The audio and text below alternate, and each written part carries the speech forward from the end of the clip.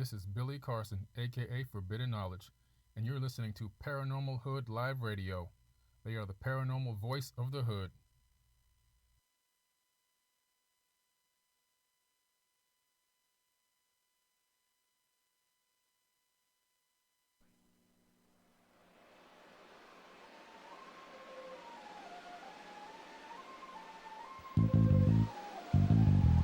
Paranormal Hood. This is Paranormal Hood. JiGGY and the Hoodie. Ain't afraid of no ghosts. Breathe with me as I crawl through the hood. Paranormal, baby. That's how we doing it. Paranormal Hood. Paranormal Hood. Paranormal Hood.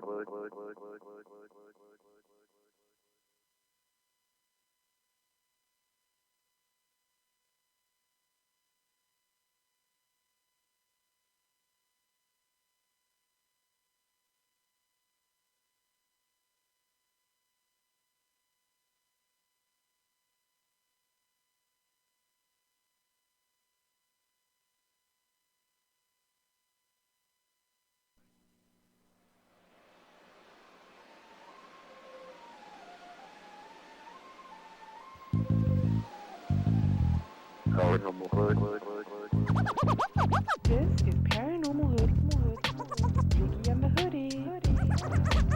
Ain't afraid of no ghosts. Breathe with me as I crawl through the hood. Paranormal, baby. That's how we doing it. Paranormal Hood. Paranormal Hood. Paranormal Hood.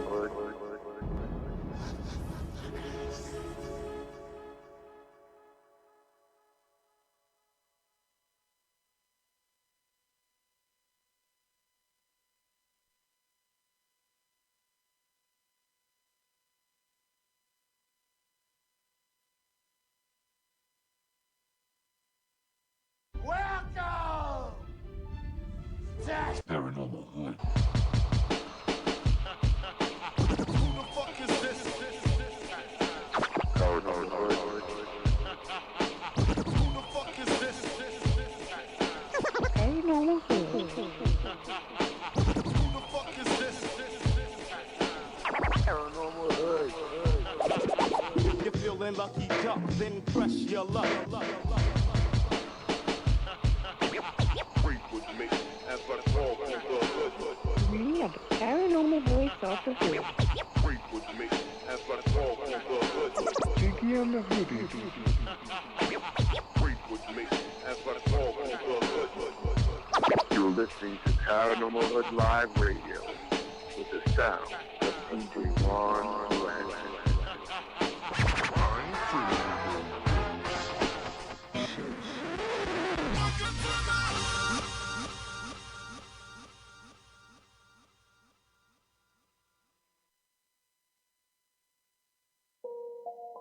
Welcome to my hood. Where ain't nothing normal. You can take a walk in my hood. Where everything paranormal. Everything paranormal. If you're scared of dying, we got something for you. Open up the door, you can be immortal.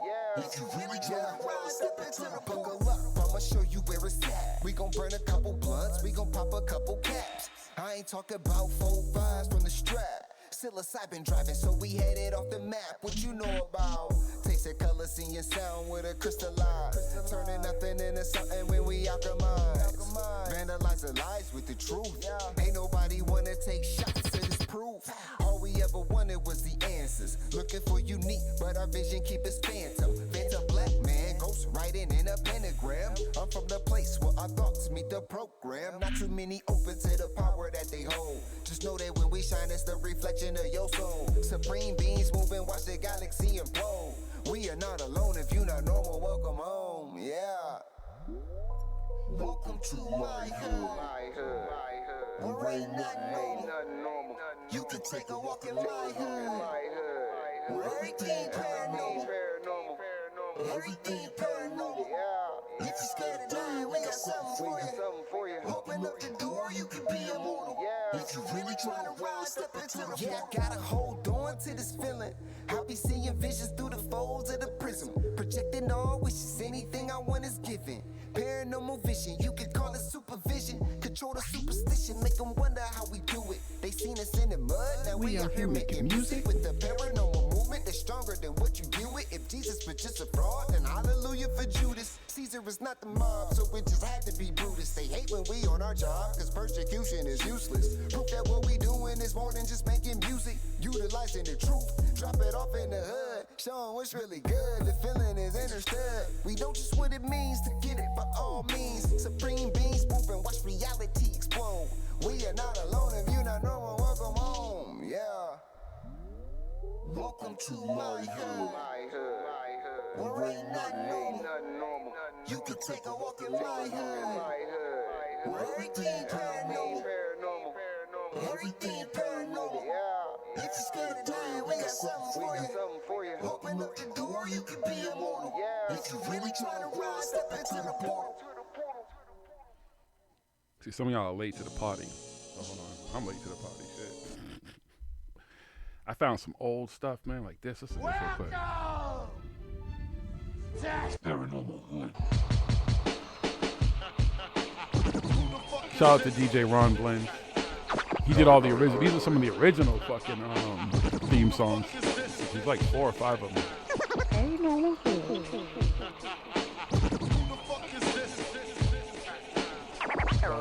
Maybe I'll have them mix them all together. Feeling lucky duck, then press your luck. You don't know about that, Wiz? Some old school hip hop in there. With who? We are the paranormal voice of the hood.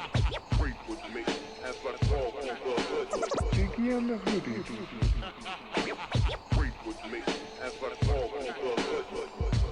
You're listening to Paranormal Hood Live Radio with the sound of DJ Ron Blend.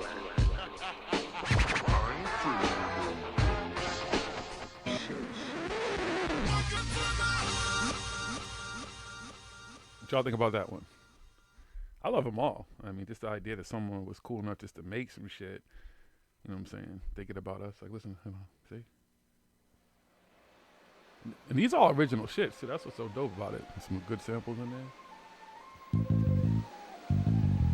Paranormal Hood. This is Paranormal Hood. JiGGY and the HooDeeZ. Ain't afraid of no ghosts. Freak with me as I crawl through the hood. Paranormal, baby. Is how we doing it, Paranormal Hood. Paranormal Hood. Paranormal Hood.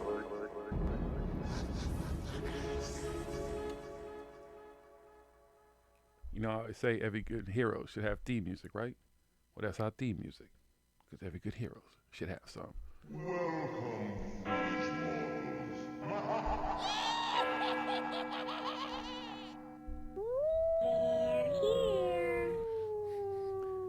Are y'all ready for the circus to begin?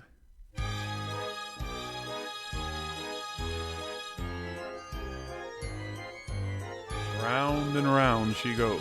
Where she stops, nobody knows.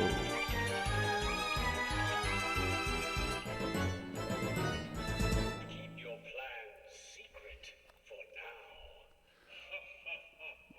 now. What's Hood Hoodies? Welcome to the Thursday night. This is Paranormal Hood Live Radio. We're live and direct in the Garden of Knowledge Studios. I'm your host, JiGGY. Smoke King. And it's Wiz. What's up, guys? We even got Wiz down here. He's the tech guru. I gotta tell you, a lot of this shit runs smoothly because of what he does. So, you know, he's not here all the time because he's a busy man, young man in the world, just exploring the world. He's like a babe in the woods, but he is here. Just make sure you shout him out. Say hi. You know what I'm saying? Okay. He isn't really on social media, so you can't really follow him. We'll convince him to get on social media though somewhere. Maybe Twitter, because Twitter's where all the action is. All the fun shit, right? All the good stuff. But yes, folks, it's another Thursday night. How are you doing? Was it a paranormal week for you? Did a ghost come wake you up in the middle of the night? Somebody have sexual relations with a ghost? Did an alien come and give you an information. Did you channel anything? Did you see the future? Did you have a psychic revelation? Did you find out when the world's going to end? If you did, don't tell me, please. Keep that shit to yourself. I really don't want to know. Fuck it. Because no one's been able to tell the truth anyways. But yes, we're ready to have some fun. We're going to do another open topic night tonight and be able to talk about everything. And of course, some of the current stuff going on in the news and stuff. And tonight, I got to have I guess, everybody calls them love letters, but just a little something.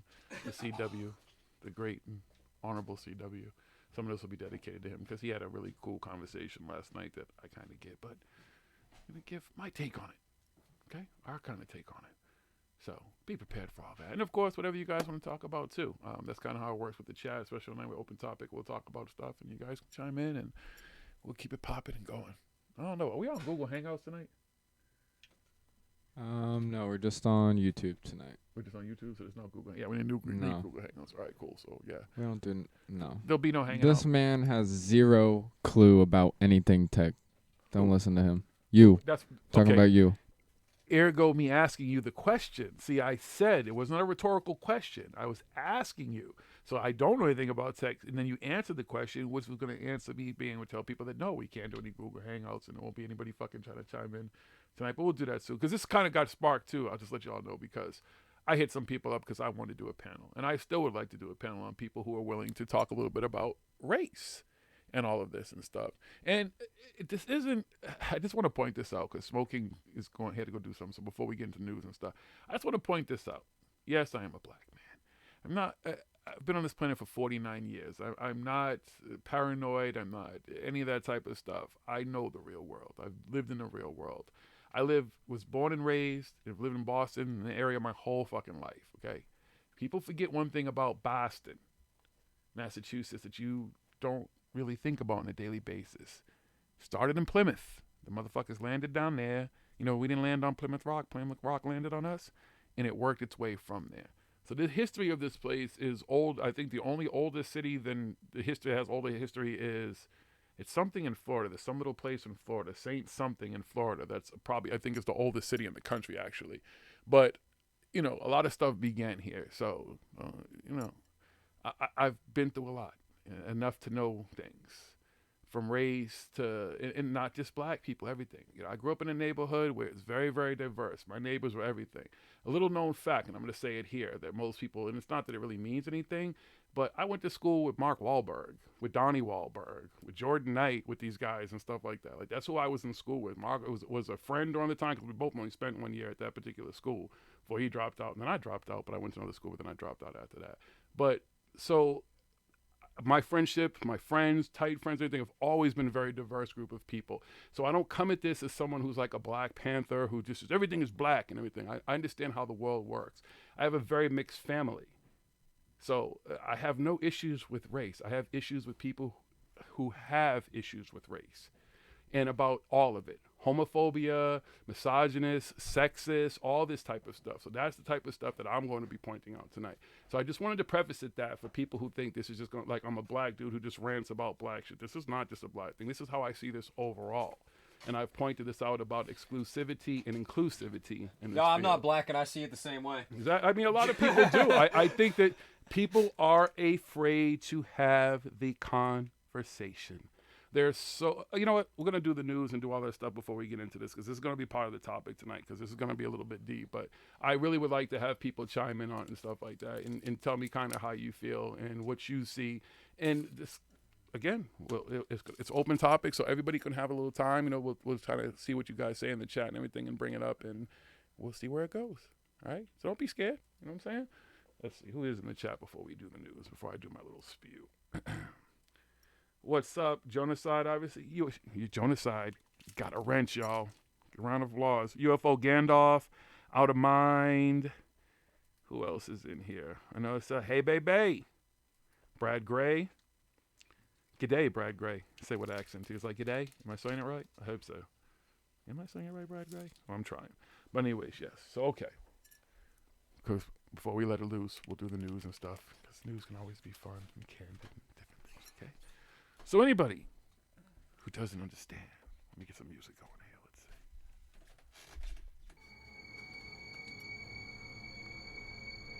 we spend our time here in the Garden of Knowledge Studios and in our daily lives.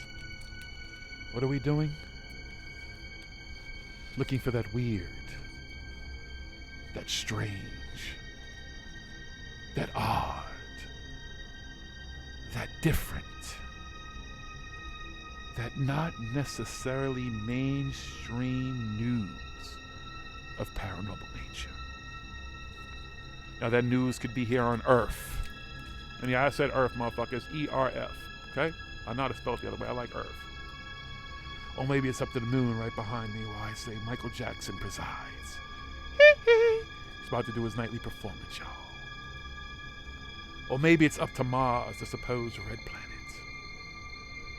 Or maybe it's somewhere beyond, someplace we haven't seen, something we haven't touched yet that's out there. But if it's out there and it's making paranormal news in nature, we bring it to you on this part of the show. We simply call Smoke Kings Paranormal News. You may be leaving for now, but the nightmares will return. All right, Smoke King, what goes on in the paranormal omniverse, universe, multiverse, Verse Simmons, Batman versus Superman, Justice League versus the Avengers, Marvel versus DC? If you have anything, I have stuff too, so how do we do it? I mean, it is called Smoke King's News, but, you know, sometimes I have to jump in because he rolls, he does other things and stuff, you know what I'm saying? NASA's Soho spots giant UFO shooting out of the sun. Ah, shit! They're here. I love that. Let me guess, a cube? No, it's a squiggly fucking line. I was just trying to. Oh, Lord of mercy.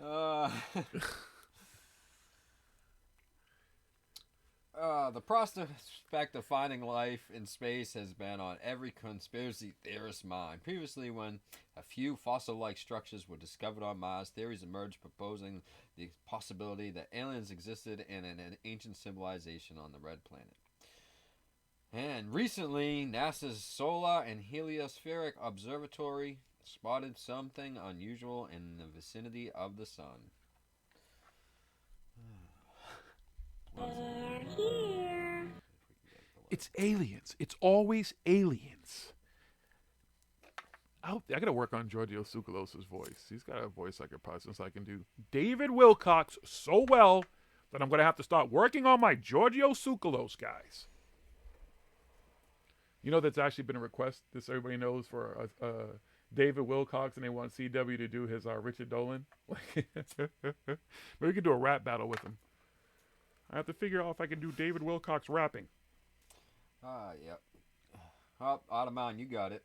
The footage shows a little anomaly from the sun's upper right-hand corner, which resembles the usual usual solar flares. But as per alien researcher Scott C. Warren, they're here. Oh, Scotty. Hey, Meta4, miss ya. We all do. She doesn't love us no more. She done abandoned us. the orbiting spacecraft captured a giant disc-shaped UFO shooting out of the sun. The controversial alien hunter believes the strange object captured by the Soho probe could be authentic proof of an alien base in the star. Elaborating on the alien base, Warren wrote that the extraterrestrial life beneath the sun harnessed its energy for power. He went on to conclude that the sun may be hollow and housing a mini solar system inside it. What? Warren also suggests that this bizarre entity might be 5 to 6 times the size of Earth. Oh, this dude is highly entertaining. Yo, Scott C. Waring, man, listen, dude. Waring, however the fuck you say the dude's name. Isn't it Waring? It's Scott C. Waring, I think. Scott C. Whining. You're an idiot. I was checking out the Soho images and noticed the UFO shooting out of the sun. If it were material from the sun, it would spread out like a hand and shooting straight out, not shooting out to the side and at an angle. This has a metallic, shiny appearance. No, it doesn't. It is 5 to 6 times the size of the Earth. I have long believed that the sun is hollow and holds its own mini solar system Like your head. inside of it, which harnesses energy to power the alien worlds. This UFO is proof the theory is correct, he writes on his UFO sightings blog. Oh my goodness. Duh. Oh, Winning. Shit. Yo. You are one pathetic loser. Photo editing software has been used to highlight the supposed spacecraft trails. As of now, the outlandish theory struggles to hold grounds as no space agency has yet challenged its claims. Okay. Shut up! They read this and they laughed as fucking hard as we. It's not harder.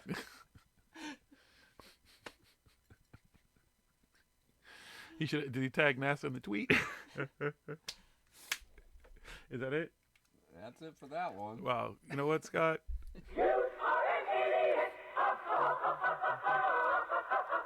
I think that's what we need to do a GoFundMe for, is to actually get an award made for him and send it to him. Nobody has gotten that award over the 6 years of this show more than him. Like, honestly. Like, nobody. I mean, there's been multiple times sometimes in shows where he's gotten the award.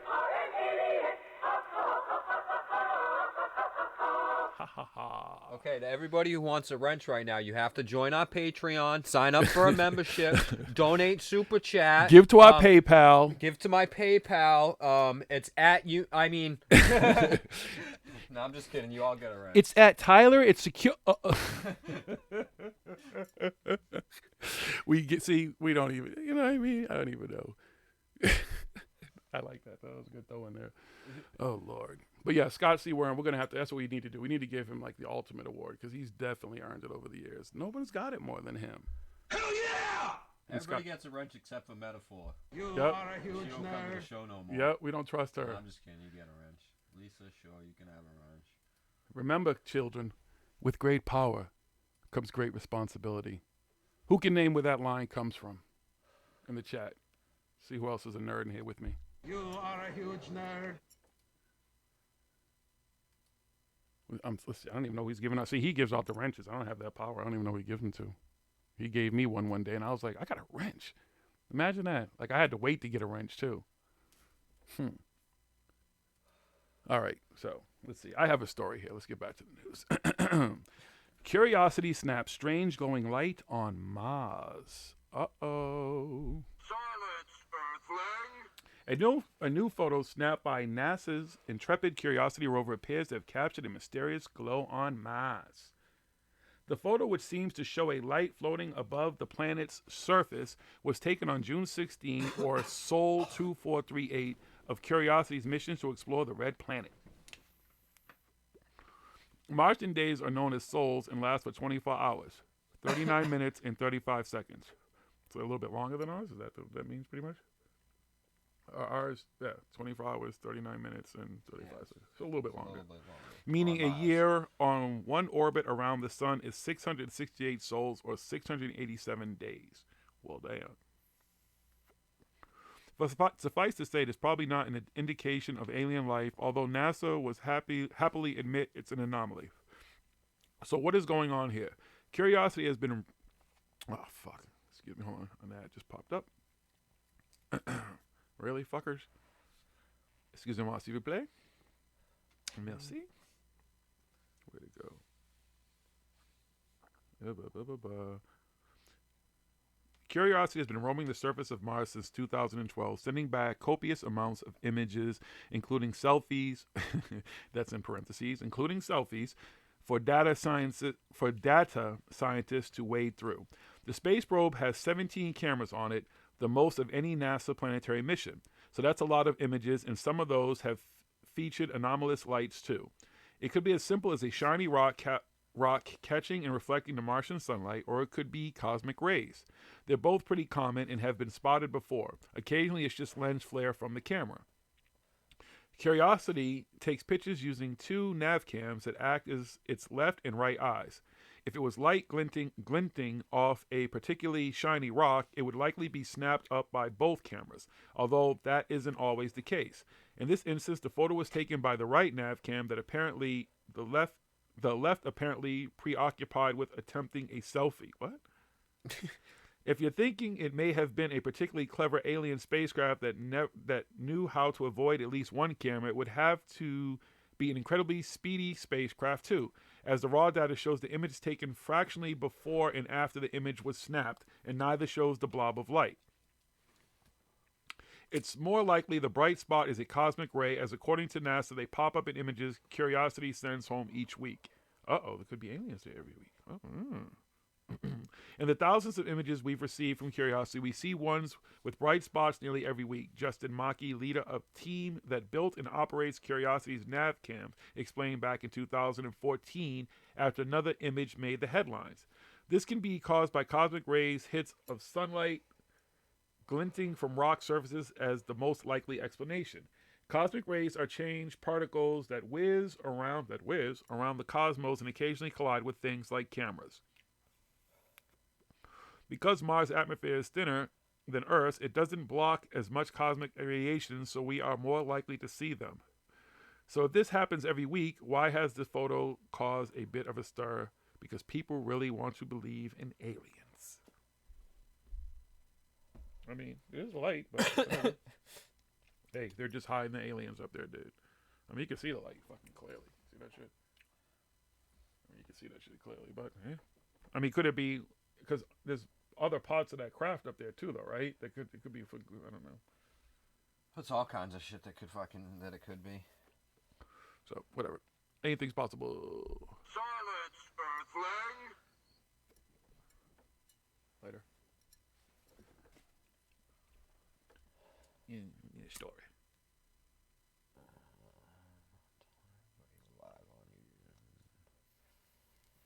All right. Oh, senators are suddenly really interested in UFOs. Oh, shit. Of course they are.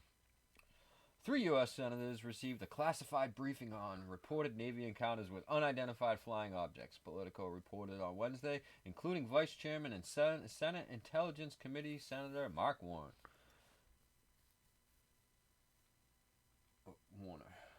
Several current and former officials with direct knowledge of the briefing told Politico that the Capitol Hill briefings follows numerous other involving members of Congress assigned to the intelligence, armed services, and defense appropriation panels and or their staff. A current intelligence official told Politico that more requests for briefings are coming. A former official said there are people coming out of the woodwork. The U.S. Navy recently acknowledged a number of reports of unauthorized and or unidentified aircraft entering various military-controlled ranges and designated airspace in recent years, saying it has plans to overhaul reporting procedures.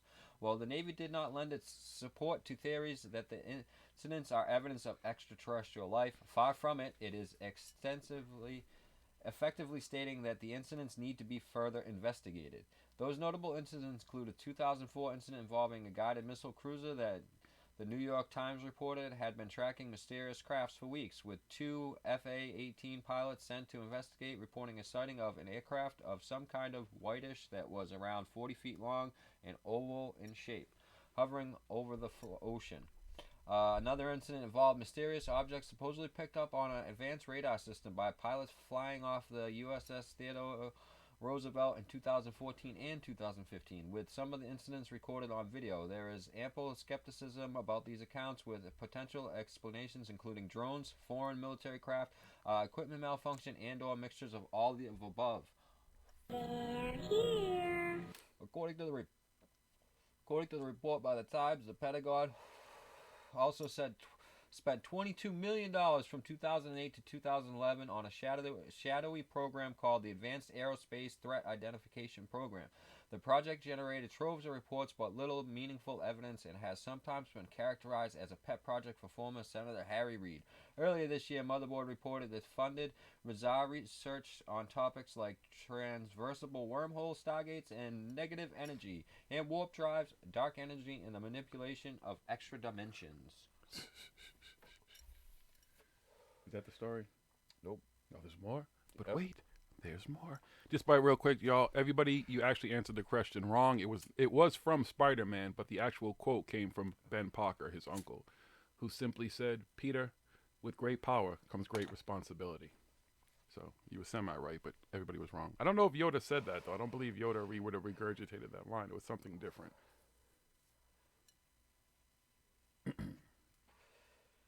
Let's see. However, the media reports do appear to have generated renewed interest from the members of Congress, with Politico's credits, with pushing the Navy towards the policy shifts surrounding UFOs. In response to requests for information from congressional members and staff, Navy officials have provided a series of briefings by senior naval intelligence officers, as well as aviators who reported hazards to aviation safety. One individual who recently said he received a similar briefing is the president himself, for all the credibility that adds to any discussion. During a recent interview with Good Morning America, George Stephanopoulos, the president, appeared bemused, saying he had attended a very brief meeting on the subject and confirmed that people are saying they're seeing UFOs, but he did not particularly believe it. Well, I think my great pilots would know, and some of them really see things that are a little bit different than in the past, Trump rambled. So we're going to see, but we'll watch it, and you're going to be the first to know. Sure. Aliens. They're here. And that's the end of that one. It ain't aliens. It's fucking... shit. And guys, I'm not ignoring some of the questions that were asked in the chat. We'll address them, I guess, when the news is done or whatever. Or we can do it when we talk about it later. But yeah, you can throw some of those questions back up, because they were asking like super chat and everything. I mean, let's address it real quick now. We're hesitant because taking money, any money coming into us, we truly would want to show you what we would do with the money, like what the money would be used for, rather than people who just turn around and say, oh, this keeps the lights on and stuff like that. That's all great and well and dandy. Everybody knows it costs money to do all this type of stuff. YouTube and stuff is free, but none of the equipment is free. Electricity isn't free. Our time is free because we choose it to be. So that it's been really kind of a dilemma for us as because we're not in this for money per se in any way. We're just in this to get to the truth and get out there and stuff. But people have been asking, and we have the option to do it and stuff. And it would be, it would kind of help out a little bit with, like he says, we pay for all this equipment. We have a whole studio full of equipment. We got 40-inch TV, 50-inch fucking screen TVs here, there, you know what I mean? We got all this stuff and everything, you know what I mean? All this stuff that, I'm not going to say his name and stuff, is all paid for by all of his fucking members and everything else and shit like that. And all this fucking other bullshit and this fucking rent and everything else. It's fucking, that's ridiculous, you know what I mean? But again, it comes down to, because we don't want to be, again, we're not in this for money. We don't want to be the guys that are like, oh yeah, go and donate to us and everything like that, and we'll do this and we'll do that and everything, and everybody to think that we're out here and we're just trying to make money from doing this. So we're trying to figure out how we can do something like this and then be able to show you guys exactly what we're doing. Okay, you guys, we got this much amount of money. This is exactly what we're going to do with it. Here, this is what we just bought, this new whatever for the fucking studio and shit like it might be continue to go to some of these events that we we're go saving to this money up and we're gonna all go as a group to fucking the whole Paranormal Hood team will be here, or we'll use the money and we'll fucking whoever's in the area, we'll have a meetup or something and use the money towards the meetup or something like that. But we'll definitely show where all the money is going to. If we do turn on like super chats or something like that, or do a Patreon or something like that, we'll be fully transparent with where every single dollar goes. So, yes. Another way you could support us, if you don't know, on Amazon Prime there is a television show. Season 1, episode 1 is Act 2 will be up very soon. And we'll be filming another episode very soon, a couple of different episodes this summer in different places. Willie kind of let it out. We'll be in New Orleans next month. So different things going on with that. So that's another way. And obviously when you go there, if you enjoy it, just leave a good review, whatever. That stuff like that helps. So We'll figure out the super chat stuff and what we're gonna do, and we'll work with you guys on it. So it's an a Antarctic excursion. Exactly. We did. It was like a joke thing, but we did start a GoFundMe thing, just like I did it on live on air, and I was like, there's a GoFundMe and everything like that. We're gonna go to Antarctica. We're gonna show these people that these fucking people are just a bunch of fucking idiots talking out their ass. But the irony of it is, tell us. Especially people who've been listening for a while. When's the last time you even saw us? It was never really put up. We never really pumped it or cared about it. No, like I said, I just basically did it as a joke and stuff, and we put it on the webpage for like a day or something like that, and it came down and everything, it was a joke. I donated the first $5, and my wife's like, oh, I'll donate $5, and that's it. And then we each got our $5 back, because GoFundMe's like, nobody's donating. You want your money back? Yeah. So, yeah, we'll figure it out. And maybe like shirts and stuff and different things, and show you guys we appreciate it. It's really not. It's not about that. We're not trying to have money and get a bigger studio. We're not trying to fucking hire a team. This is the thing. Like, however it all works out, it would just work out. We're not pushing anything. We don't have an agenda. We've said this all along. Our agenda and all this is, or what our thing is the truth. It has always been about the truth. As investigators in the paranormal, the stuff we do and everything, it's all about finding the truth. You won't see on the TV show, you'll never hear stuff. This is the truth. Like, listen, fucking aliens come down and I get to film that shit and show you it's the truth, and I'm going to tell you this is the truth. Like, these motherfuckers exist. I'm not going to be, like, shopping it around, like, who wants my fucking footage goes to the fucking highest fucking bidder and shit like that. What about TMZ, though? They pay well, man. No. Worldstar? Can we put on Worldstar? Going fucking right into Let's put on Worldstar Hip-Hop. Worldstar. Free across every fucking streaming platform that I can do for free. Yeah, Diego, you could get a wrench, but you have to go and you have to subscribe to our Patreon, give there our PayPal. What else is there? Super chat donation. Oh, we're going to need your firstborn. Yeah, and you're going to have to send us your stock. And we'll need access to your bank account too, please. Now, do you get a wrench? Let's see. We'll see. We might give out some more wrenches. You know what I'm saying? Maybe we'll give some more wrenches out in a little while. So yeah, I just wanted to address that. But thank you for asking. And again, we'll work it out. It's when it happens, it happens. If you see it, you see it, and then you guys decide what. Give us a little bit of feedback on how you feel, like what you'd like to see you do. Because that's the thing. If people are giving money, I've said this too. Like we travel, we go to these different things, and we enjoy doing it because of the people and stuff we meet. Some people don't have that ability to do that, and we could kind of be your eyes and ears too. So always think of it that way too, that you also could be given a little bit that could help in the long run overall, where we can go and do some of the stuff that you might not be able to do or want to do. So it'll always be about y'all too, not just about us, not just about Paranormal. Okay? Yeah, okay. Exactly. Make sense? All right. Save it up and ask you guys what we should do with it. Who knows? We'll figure it out. And maybe, maybe it'll also give us the ability to say to one of y'all, come on with us or something like that. Or, come and hang out with us, whatever. Those are the things that we think about. It's not about, did he keep the lights on and all that type of stuff. The lights do have to stay on, but, But the lights, again, like, that's the thing with most of these people that are saying that the lights got to stay on. They're literally sitting in their fucking living room or bedroom or maybe a fucking spare room, another room in their house or something, or their basement like me, and their lights are on no matter what. Mm-hmm. So it's like, you got to keep your lights on, so I'm paying for your whole house to fucking have lights on? You know what I mean? Is it a tiny house? Like, I mean, yeah, my wife would love it for fucking me to help, for us to somehow help with a little bit, because it does cost a lot. I mean, everybody, when we're down here, and I got laptops, we got fucking tablets, we got phones, we got, again, 2 fucking big screen TVs on here, all the lighting, microphones, cameras, everything going right now. That's just when we're doing the show. Now, when it's just me and him, we're researching and we're hanging out all the time, every day and stuff, and doing all the research for the show and everything that we do.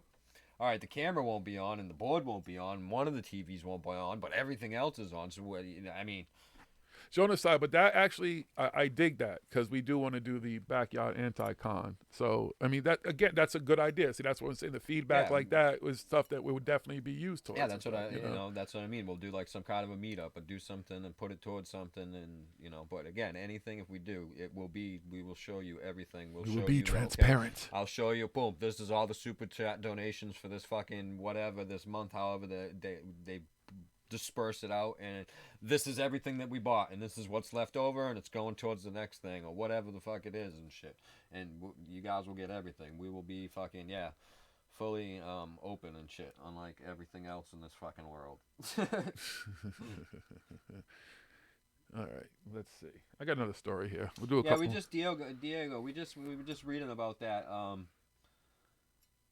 story, but we know that UFOs exist. But that's the thing, is everybody assumes UFO, it's alien. No, and they clearly, in all these articles, when you listen to these Navy officials and these people speak and stuff, they're talking about unidentified objects of this earth, of this thing. It's other military, it's other governments and stuff like that, other countries and shit like that. They're sending their spy shit over here, their top secrets tech and stuff like that, that we can't be like, oh yeah, well, we know what it is because we have one of those too, because they don't want people to know that we have it and everything like that.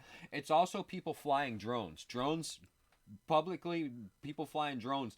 They're like, oh, let me just go fly over this military base because it's in my backyard or it's right near my house and stuff. And they're like, okay. You know what I mean? People do some dumb shit. Do dumb shit. But not even just that. So, think about those pilots, though. Like, you don't think that the Navy or whoever, if they have some not advanced technology as far as aliens, but stuff that they're testing out, one thing they like to do is see how these people react under pressure, under unknown circumstances.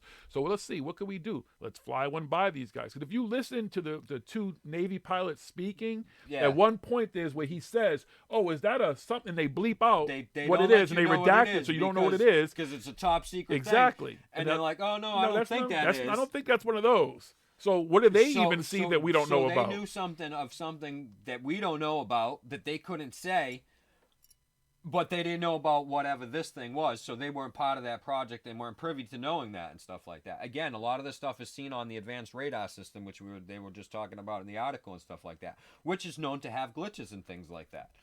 Computer programs have glitches and stuff all the time. Shit fucks up. So all this stuff, it doesn't mean that they're not talking about aliens. And that's why they just cherry pick this stuff. That's what we're talking about, cherry picking. Cherry picking is the number one thing. Somebody sees government fucking talking about UFOs and just it goes boom, wild fuck. See, aliens are real. They're here, everybody. They're coming. Oh my god. What are we gonna do? Fucking aliens. No, the government is talking about unidentified flying objects. Things that they're not sure what it is. Now, it's possibility that maybe one of these things could be from another world. Possible. Slight possible. It's possible. Anything's possible. The probability of that, how high, how low, I would put it way down low. So, yeah, it's, again, there's all kinds of stuff that, it could be our government flying by another thing and those people over there don't even know what the fuck it is. It's all kinds of shit. I mean, I know people who build drones, some crazy ass fucking drones. Not these fucking DJI shits that you find on these little things that you fucking see at Walmart and Target and shit and buy on Amazon and everything like that. Some crazy big ass fucking drones. And they're fast as fuck. And because the people, they fly them with the lights on and stuff. But if they shut those lights off and they can make it look like a fucking UFO. Although they have a Millennium Falcon fucking drone that you can build. You can do whatever you want. I mean, it's, and so when this shit is flying around, that's it. That's all it is. And people just jump to conclusions and they cherry pick the fucking pieces they want and they toss it up in a fucking word salad. And they're like, here's my proof. Eat this. Here's all my evidence. It is what it is, and it ain't what it ain't. So, on to the next story. Yes. Some ghost news. Uh-oh. A haunted guitar store posts chilling footage of a ghost. Oh, I saw that footage too, yeah. Most music stores have security cameras set up to catch anyone bold enough to try and steal an instrument from them. But one shop in the UK caught something very different on theirs. The guitar, amp, and keyboard store in Brighton, England captured what looks like a figure walking towards a customer. And that's not all. They also filmed some guitars moving on their own, as well as a price tag getting thrown to the ground when the shop was closed and empty. The first footage they saw happened a few weeks ago. It shows a man texting while standing in the shop as an eerie white figure moves towards him. Later, the phantom is visible once more. This week, monitor motion sensors went off in the shop overnight, so the owners checked their security cameras. They noticed that in the early hours of the morning, the CCTV captured 2 guitars swaying on the shelves while all the others remained still. 30 minutes later, a price tag was ripped off a fender and fell to the floor. The owner of the Daily Star... the owners told the Daily Star that they don't know how the guitars could move, stating some say it could be the guitars readjusting themselves after they were hanged incorrectly, but there is no wind and they're in there, and it's not near any draft of ventilation, so there aren't many suggestions. They went on to speak about bizarre events they've been seeing. Staff think that it's odd and a bit creepy, but it hasn't affected anybody coming in. Creepier still, a nearby restaurant has also claimed strange going-ons, including ghost sightings and a knife being thrown by an unseen hand. In the meantime, the owners plan to keep a lookout for any other paranormal activity. Haunted neighborhood. There we go, guys. Donate now. Go support us on Patreon. We'll fly to England and we'll investigate a neighborhood ghost sighting. We'll go to the pub, and then we can go to the guitar store, and I can string on guitar. Although I can't really play guitar. I play it really bad. You know any wings? I'm the only person ever played one. Lord, take me down. You have another one? I got one here. You got one? Yes. Exhaustive search for signs of life comes up short. An ambitious alien hunting program backed by a Russian billionaire has so far failed to yield any signs of intelligent life out in space. The disappointing news comes by way of an update from the Breakthrough Listen project, which surveyed a whopping 1,327 stars for signals that would be indicative of an advanced technological civilization. Boasting a budget of $100 million and a 10-year commitment, the program is the brainchild of entrepreneur Yuri Milner, who launched the initiative in January of 2016. It's a newly published paper on the work done so far by scientists with Breakthrough Listen. They detail how the group utilized 2 telescopes here on Earth to examine the stars and found that there was nothing in particular that caught their attention. While they did notice some oddities during the study, which stands as the most comprehensive search for alien life to date, the researchers explained that they eventually managed to determine that the handful of outliers came from a prosaic source such as satellite interference. Given the presumably complex nature of an advanced civilization's way of communicating, scientists with the project conceded that they simply may not be looking for the right kind of signal, or that humankind might not even be technologically advanced enough to pick up such a message. Be that as it may, the organization is committed to continuing their quest and even went so far as to release their data to the public so that any armchair alien hunters, Scott C. Warren's going to be all over this shit, can examine the information for themselves and possibly pick up on something that they may have missed. With that in mind, let's hope the signals don't contain some coded message instructing aliens here on Earth to commence the invasion. Bum, bum, bum. Aliens are going to uprise and kill us. They're coming. Here they come, here they come. Let's see what we got now. Bigfoot news. Uh-oh, it's Bigfoot. Bigfoot. All right, Bigfoot encounter while hunting in East Kansas. Let's see. Me and my uncle were deer hunting in eastern Kansas. We were near Marais des Sangues. I don't know what the fuck that is. Marais des Sangues. That fucking place. Refugees bow hunting for deer in a swampy woodland area. We had been in the same location before and are familiar with the layout. Both of us had portable tree stands overlooking the bottom land. We had been in our stands for about an hour. It was early in the morning. I don't remember the time. My uncle was to the right of me about 50 yards. See, now, how do you not remember the time? I mean, that's, you've been in their stands for about an hour. You don't remember what time you got there and stuff? You don't remember what time your plans were to go hunting and everything like that? See, These little Bigfoot details and effects. shit. These are the little details and shit. That stories like this is like, really? You remember all these details about Bigfoot, but you can't fucking remember what time it was, and you were fucking hunting. It's early in the morning. Hello? Anyway. My uncle was to the right of me about 50 yards so we could both see anything moving below. I heard splashing from his direction and noticed him waving at me. The splashing was getting louder. At first, I thought it might be a herd of deer moving my way. As I looked through the thicket, I noticed something tall and bulky standing beside a tree. I then saw something similar a few feet away from the other figure. I looked over at my uncle. He was crouched down and still. The two figures started to move towards me. Then one worked its way into the clearing, and I was able to get a good look at it. It was definitely a Bigfoot, and it was huge. It was around 8 feet tall and covered head to toe in matted, muddy hair. It was reaching into the water and putting whatever it found in its mouth. I didn't see the other Bigfoot. It must have moved off in the other direction. I was as still as possible, though I was shaking. The Bigfoot was no more than 100 feet from me, though I was 12 foot in the tree. I must have watched it for 10 minutes or so as it waded through the water, eating whatever it pulled out. I eventually walked away from towards us to the woods on the opposite rise. My uncle and I looked at each other but didn't make a sound. I was ready to get out of there, but he remained in his stand, holding his hand palm out to let me know to hang on. I wasn't even thinking about hunting deer any further that day. About 20 minutes had gone by. My uncle started moving off his stand. I did the same, dropping the ladder and climbing down. We walked towards each other and agreed to come back for the stands later. In fact, I didn't go back. That afternoon, my dad and grandfather went back with my uncle to look around and retrieve the stands. Both of them believe we saw a Bigfoot. My grandfather said he believes they were eating freshwater mussels and snails. I never went back to that area.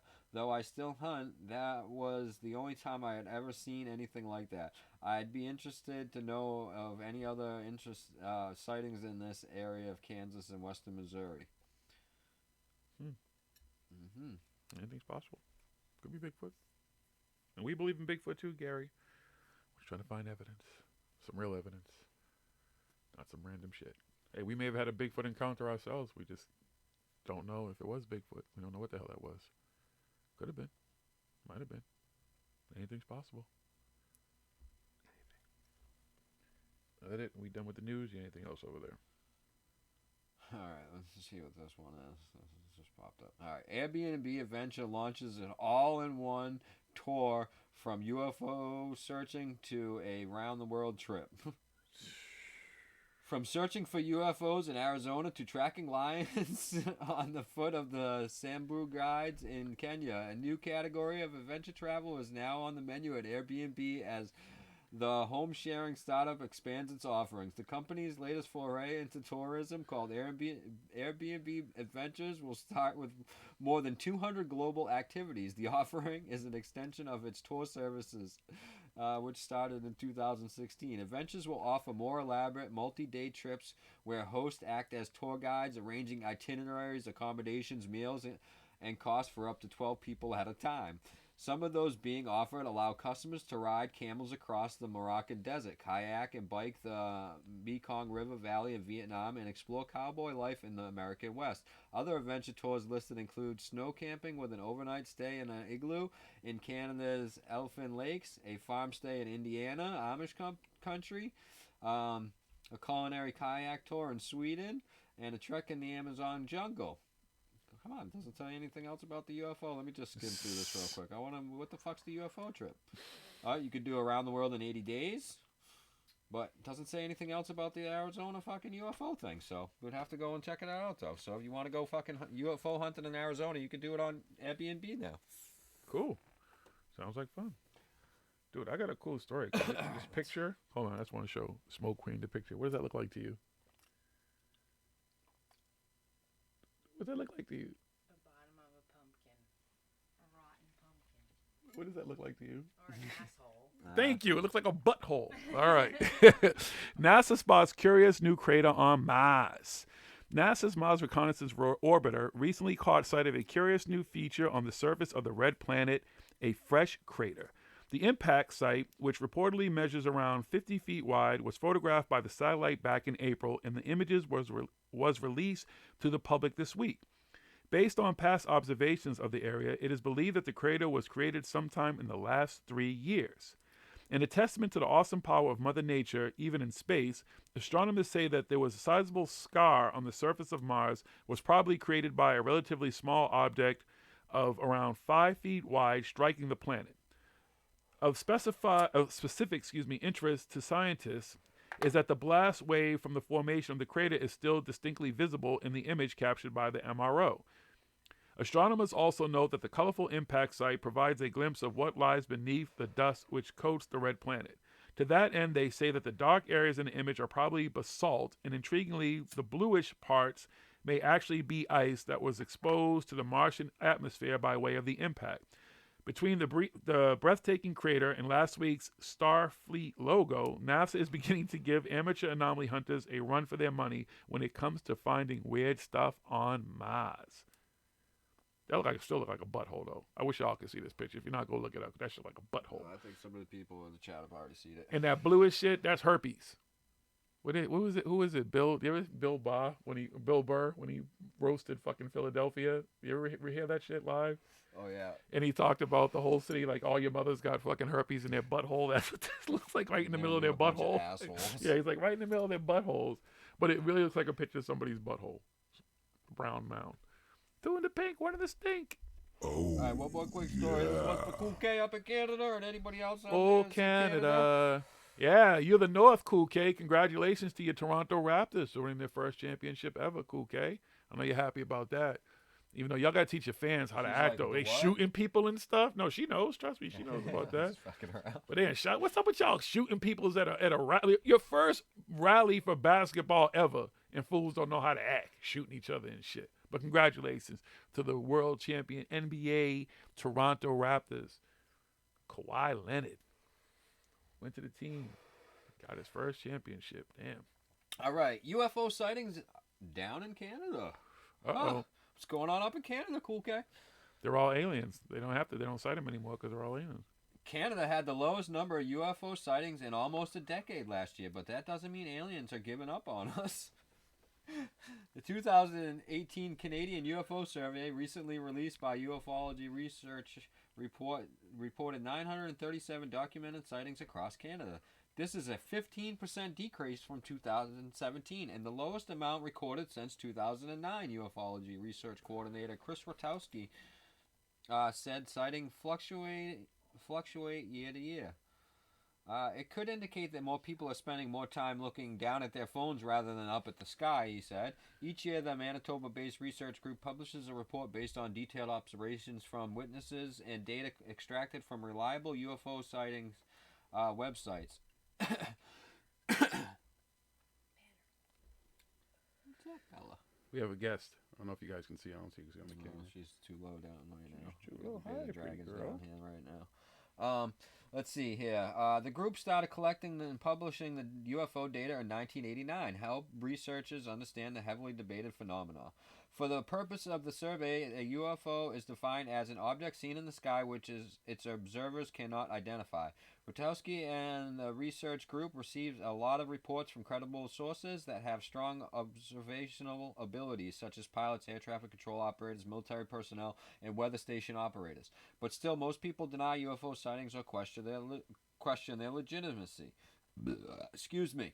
People who say that this is definitely a sign of an alien invasion or that aliens are here or they're coming to Earth for water or minerals or whatever, there's just no proof of that, said Rokotowski, adding that the group isn't trying to prove extraterrestrial life exists at all, but hopes their research will convince scientists to take these incidents more seriously. According to Rokotowski, a science writer with a background in astronomy, out of the thousands of UFO reports on file, a vast majority don't speak of any kind of alien presence. You want to be on camera? Can I lift you up here? She probably wants to come over and see me. Take her. She's looking at me. Put her up high so they can see her, yeah. Come here. You come over here. Thank you.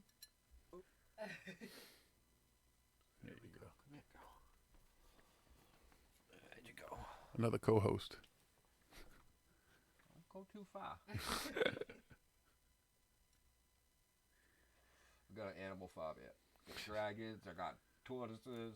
Bigfoot. Cats. Dogs. What are those other things? Sugar gliders. Yeah. Fucking. Those things stink though.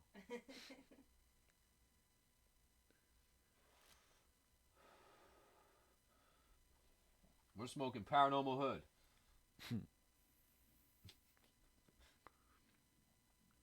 According to Rotowski, blah, blah, blah, I already read that part. The Canadian UFO report published in May lists several reasons for unidentified flying object sightings over the past few years, including secret or classified military exercises that involve flying above populated areas, more people using technology to report their sightings, and possibly the downturn in the economy is leading to an increased desire by some to look skyward for assistance. London and Windsor, Essex County each had 7 sightings, 5 in Windsor and 1 each in Kingsley and Tilbury, and Sarony had 1. Quebec had the highest number of reports, making up 41% of the UFO sightings in 2018, while Ontario accounted for 24%. As an astronomer, I do share the belief that there's life out there somewhere in the universe, Rotowski said, but whether it's coming here is a matter of debate, and we simply don't have the absolute proof that that's what is happening here. Thank you. Thank you. It's an honest dude. Where you trying to go there, Bella? No, she's all right. But she's gonna go back. She can't go back. She'll be okay. All right, as long as we can see her. She's all right. good. Thank you, Gary. Nope, you're gonna want to go. Yeah, because now she's going that way. Come here. Where do you think you're going? Stay over here. Yeah, stay right here. She's camera shy. Say hi to everybody. And that's that for that story. And I think that's it for the news tonight. Yeah, that's it for the news. We're at 9 o'clock. We're going to play a couple songs. Oh, this is a good one, though. Hold on. Go ahead, Oh, fuck man. it. Oh, fuck It's open topic go. night. It's Let's open go. topic. Alrighty, teenagers accidentally summoned demon while playing on the Ouija board. Uh-oh. You're an idiot. Yeah. Oh, shit. Who was it? It was Thoth. They summoned Thoth. Epic fail. You are a huge nerd. Oh, come on! Bella, what are you doing? Stay up there. Are Ouija boards real? We've seen them in countless horror movies and talk about them every Halloween. Closer to your mic. I can't. Come on, you.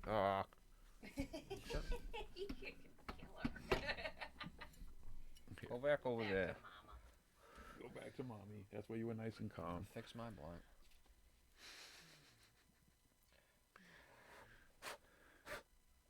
Hell yeah!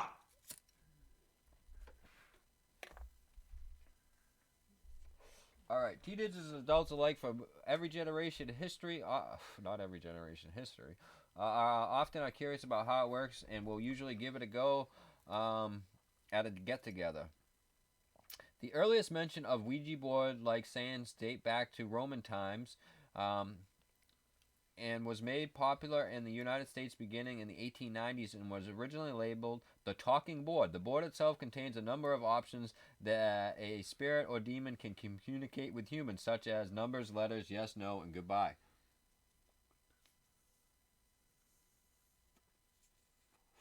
The Ouija board, a name that given by a spirit during a seance which explained that it meant good luck, was first patented by coffin maker E.C. Ricci in Maryland and sold commercially by William Ford around 1890. At the time, the United States was obsessed with the idea of contacting ghosts and loved ones who had passed. In 1910, the planchette was modified to have a circle window. Ouija boards were even noted in courtrooms. In the 1920s, court ruling determined that the board was to be classified as a toy and taxed despite it being seriously used by mediums. In 1994, during a UK murder case, members of the jury used the Ouija board to contact the dead victim in order to help them make their verdict. The judge soon found out about the use of the Ouija board and forced the retrial. All right, so In a video, a group of teenagers got together to play with the Ouija board and see what would happen. At first, YouTuber Tanner Fox and his friends come to contact with a little boy named Maha, who was murdered by his mother at the age of 5 years old. To verify, the group Googled the name and story and was able to confirm the answers that the spirit was given. Later, Lizzie's grandmother, Angel, who passed away before she was born, makes contact. The most terrifying part of this video may have been when Zozo, the demon, made contact. Zozo, nickname for Pazuzu, is thought to be a very powerful demon who usually haunts Ouija board players around the world. He'll usually lead Ouija board players to do figure 8 movements on the board, spell out Zozo, choose the number 28, even create shadows around the Ouija board. And then it's got some videos showing this stuff supposedly happening. And the girls are freaking out and stuff. And one girl looks like she's possessed. All from a game made by Milton fucking Bradley. Yeah, Milton Bradley at the end of the fucking assembly line right there. They got this fucking wizard dude, and he's sitting there. He's fucking doing this magic shit, so it's fucking all magical, and they ship him out. That way, it's fucking. Merlin's drunk and shit. He's alright. Here's a little magic for this motherfucker one. You can send it out to the kids, and the kids will go play with it. There you go. All right, as long as I still ain't fucking with no Ouija board, though. I don't give a fuck. I think it's about intent. I ain't doing it. Is that it? We done? Is that it for the news? All right, that's it. Sorry, I got an important text here. All right. That's it for the news, everybody. Here you go, guys. Here's We'll your be right favorite. back. Here's your favorite drop.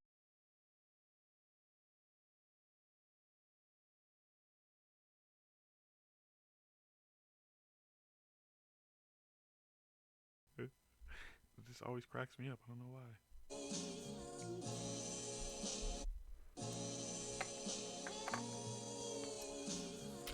We'll be right back. Don't go too far, folks. We're not gonna be gone long.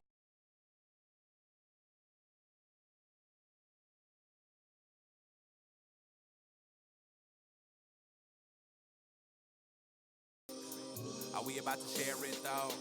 I know we about to mix it. We some chemists, get it in like a petri dish. I'm on like a nose in a winter, and I'm about to meditate on the race that we winning. On like a nose in a winter, and I'm about to meditate on the race that we winning. They try to make it illegal to spit all this treated up people, so I yell it out loud to try and wake all you sheeples up. That dark gray matter encrusted in all this melanin. I'm trying to bring it to the light. I'm trying to let that spirit in, so please play my beat again. Every time I play it's off the hill again. Please play my beat again. Every time I play it's off the hill again. Please play my beat again. Every time I play it's off the hill again. That's off the hill again. I wrote this whole song on acid, and I bet you it's about to be a classic. Man, I shine my life so fantastic. Man, I'm more skin just like magic. Man, I'm more skin glitter like gold. I recommend you shine more light to illuminate them paths you choose to. Travel down, travel down, travel down, travel down, travel down, just travel down. Recommend you shine more lights, illuminate them paths you choose to. Travel down, just travel down, travel down, just travel down, travel down, just travel down, travel down, just travel down. Please play my beat again. Every time I play it's off the hill again. Please play my beat again. Every time I play it's off the hill again. Please play my beat again. Every time I play it's off the hill again. That's off the hill again.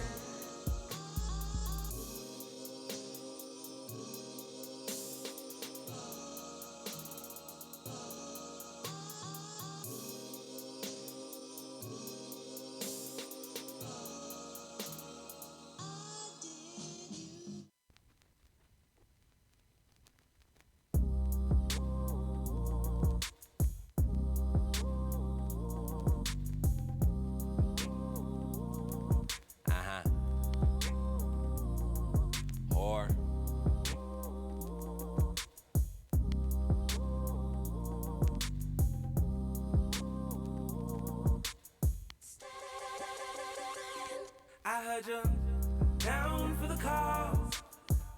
We don't dare take a pause. We have no time. I know that all that we have in this world is truly my soldier for the Stay, my niggas. Standing Watch this from out. the line. They be like, how you do that shit? I be like, it don't matter though. All that matter how I spit that knowledge. How you receive that knowledge? I gaze the sun. Never have I been to college. Cosmo my son. Question things and question often. You are a guy. Recognize your fucking bossness. That is my word. I would not lead you to the lost land. You are not lost, man. You never lost, man. Just flick on that torch inside of you and stand up like you proud fool. I'm chewing nails. You suckers chewing cotton candy. I ride in hell. If that's the only consequence for knowing I'm a fucking god, this holy realm I'm flying in. Catch the elevator to the fifth. You're dying in the fourth dimension. Everybody crying and they sinning it. You a weenie. You forgot to eat your Wheaties, so full of feces. Every time I bum around, your fake ass cheesing. Or I heard you down for the cause. We don't dare take a pause. We have no time. I know that all that we have in this world is truly mine. Soldier on the line, standing from the line. Evil nigga bad like Porsche. Cry a river flow like ocean. Bad man, show no emotion. My former plan was to keep myself to stay afloat, and now I got the cosmos on my back. Expecting me to pay that universal fee. I got no car black, but I keep a steady stream of that moolah on my mental. Speaking actions into action, overleft the instrumental. Shaman spitter, got that yellow floor. Got some more knowledge, I think you should know. Fibonacci resonance, can you hear it though? If you can, you got no spirit, bro. Is you down to take the devil's right? If he gets you into paradise, do needle brush and win a pint. Shifting hellish paradigms, all relative to space and time. I heard you down for the cause.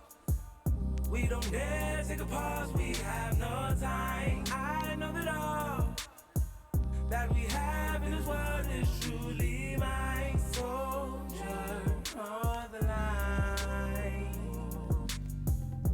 standing from the line. Welcome to my hood. Where ain't nothing normal. You can take a walk in my hood. Where everything paranormal. Everything paranormal. Welcome to ParanormalHooD. Who the fuck is this? ParanormalHooD. Who the fuck is this? Paranormal Hood. Who the fuck is this? ParanormalHooD. You're feeling lucky, duck, then press your luck. Freak with me as I talk to the hood. We are the paranormal voice of the hood. Freak with me as I talk to the hood. JiGGY and the HooDeeZ. Freak with me as I talk to the hood.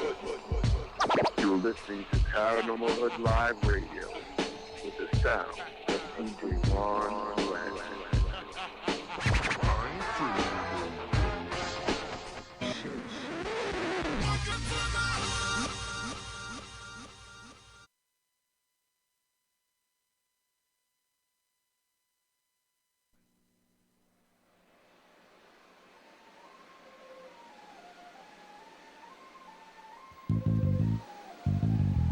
ParanormalHooD. This is Paranormal Hood. JiGGY and the HooDeeZ. Ain't afraid of no ghosts. Freak with me as I crawl through the hood. Paranormal, baby. Is how we doing it, ParanormalHooD. ParanormalHooD. ParanormalHooD.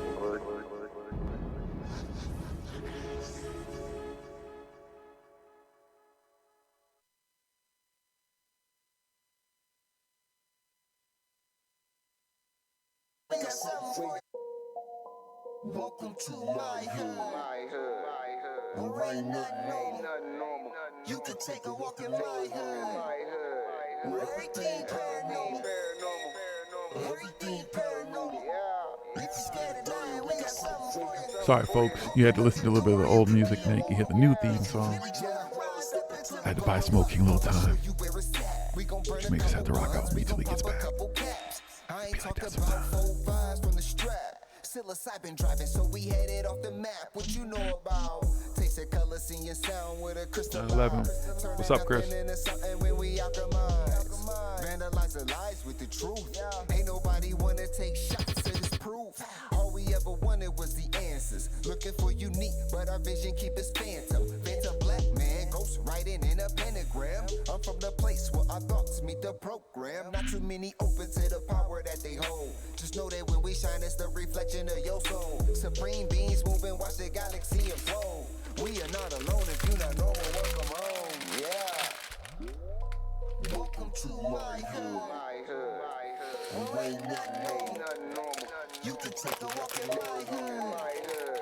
Everything paranormal. Everything paranormal. If you're scared of dying, we got something for you. Open up the door, you can be immortal. If you really trying to rise, step into the I gotta hold on to this feeling. I'll be seeing visions through the folds of the prison. Projecting all wishes, anything I want is given. Paranormal vision, you can call it supervision. Control the superstition, make them wonder how we do it. They seen us in the mud, now we out here making music with the paranormal movement that's stronger than what you deal with. If Jesus was just a fraud, then hallelujah for Judas. Caesar is not the mob, so it just had to be Brutus. They hate when we on our job, cause persecution is useless. Proof that what we doing is more than just making music. Utilizing the truth, drop it off in the hood. Showing what's really good, the feeling is understood. We don't just what it means to get it by all means. Supreme beings moving, watch reality explode. We are not alone, if you're not normal, welcome home. Yeah. Welcome to my hood. Where ain't nothing normal. You can take a walk in my hood. Where everything paranormal. Everything paranormal. If you're scared of dying, we got something for you. Open up the door, you can be immortal.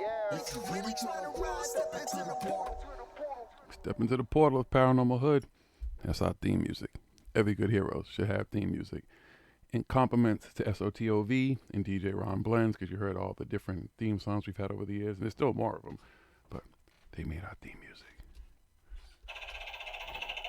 Round and round she goes, folks. Where it stops, nobody knows. Look out behind you.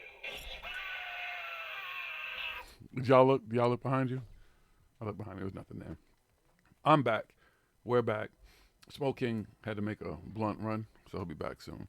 But I don't want to just keep playing music. I feel like that's kind of, But thank you, Guy. I'm glad you enjoyed the music. And thank you, everybody who enjoys the music. And obviously, our theme song, the one you just heard, SOTOV, it is actually available on all platforms. So you like that beat? You can just go rock out to it. You can be thinking about Paranormal Hood wherever you go. You can be in the car. Think about it. You could be in the car on your way home in traffic, and you could be really mad and stressed and everything, and all of a sudden you put that song on, and you think about the shit that we talk about here, and if you have a good time, see? Think about that. That could be healing. That's not what I wanted you to play. See? Think about that in the background. And you can think about the stupid shit that we talk about, the fun that we have. See? Think about it. Think about it. Okay? Okay, cool. Let's see. What's going on in the chat? There was something that somebody said in the chat a minute ago. Oh, James Harrison, you mentioned, you said you're on a Joe Budden's vibe, I believe. It's funny because every now and then I tell you my stories of people I've done security for over the years. Well, I've done security for Joe Budden's 3 times. His girl at the time, 'cause I didn't think he's with the same chick. I met his brother and everything doing this stuff. 3rd time I see this dude, I say, no, I do got issues. This motherfucker did not have a clue who the fuck I was. This motherfucker was looking through me, son. You hear what I'm saying? Like on dogs. Oh, I don't. All right, so you know how New Yorkers be like on like B, on B or word, like that's my word. Well, in Boston, we say on, well, at least in the city, on dogs. They really say on dead dogs means it's like real legit, but on dogs. But on dead dogs means like, yo, that's legit. So that's just an old school saying. So when you hear me say that, you might be like, what kind of fucking vernacular is that? You have just gotten some Boston vernacular, okay? Compliments of JiGGY. I can hip you to how we do. Like Adidas, I only really wear Adidas, 3 for the stripes. I don't mind Reeboks, but really Adidas because of my hood. What do you say? There is no topic right now. It's open topic night. No, weren't you telling a story? Well, the story was done. I'm just saying the dude didn't. If he's a Joe, if he's a Joe Budden's fan, that he understands what I'm saying. Like, I don't want to just call the dude out, like, you know. But if you know what Joe Budden's is about, he has issues. So sometimes he is kind of out there. So the first couple of times it was cool as fuck. Like, we went to Cheesecake Factory, everything was cool. You know, did security, boom, no problem. Third time with that dude, his eyes, like, if you can look sometimes, and if you know what I'm talking about, in someone's eyes and their eyes ain't there for reasons. And that's where his eyes wasn't there. So I think the brother's doing better now. He just goes through those little lapses. It's like DMX for me. I'm a huge DMX fan. The dude just has issues, and he's dealt with them. He deals with them the best he can, but doesn't take any away from his artistry just as a human being. He's not even a fucked up individual. He just has issues. That's it. You know what I'm saying? Because I would never make fun of anybody's. Listen, I wanted to get X up, and I'd love to have him on the show, but I don't know, you know what I'm saying, have him in the studio, like, you know, how would that kind of work out? Like, that might be kind of ill, though. You never know. What do you say? It'll be all right. Oh, okay. Y'all heard Old Queen City. He can come up here. Okay, I'll make it happen. I'll see if it should be able to make it happen. That's one of the things. All right, what else is in the chat right now before Smoke Kings get back and we get into anything? James Harrison, you said you did security too? Yeah, I started my company in '93, All World Security, but I was doing security for my uncle. Like I explained to you guys earlier about the whole Mark Wahlberg thing. Like, when I was in high school, like, I didn't complete high school and went to Atlanta, lived in different places, but came back to Boston, and my uncle kind of put me on to security. And it was just one of those things that I kind of felt naturally into. Now, not to name drop, but I'll tell you an interesting tidbit. Anybody who knows Patrice O'Neal, I didn't even know him as Patrice O'Neal at the time. Black comedian, he's deceased now, rest in peace to him. But he got his start in security.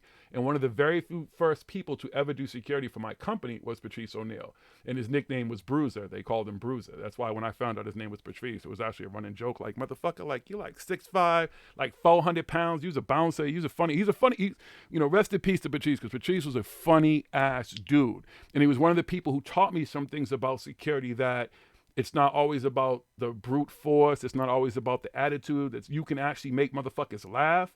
And he could do that. He could fight, but you could also make motherfuckers laugh. So he taught me a very valuable lesson in security when I was really young and starting my company. So again, that's another name. Like I said, I've worked with so many people over the years and had the pleasure of not only having employees like him and employees who have gone on to do some incredible things, like cops, FBI, different shit and everything, SWAT, different dudes who've worked with me.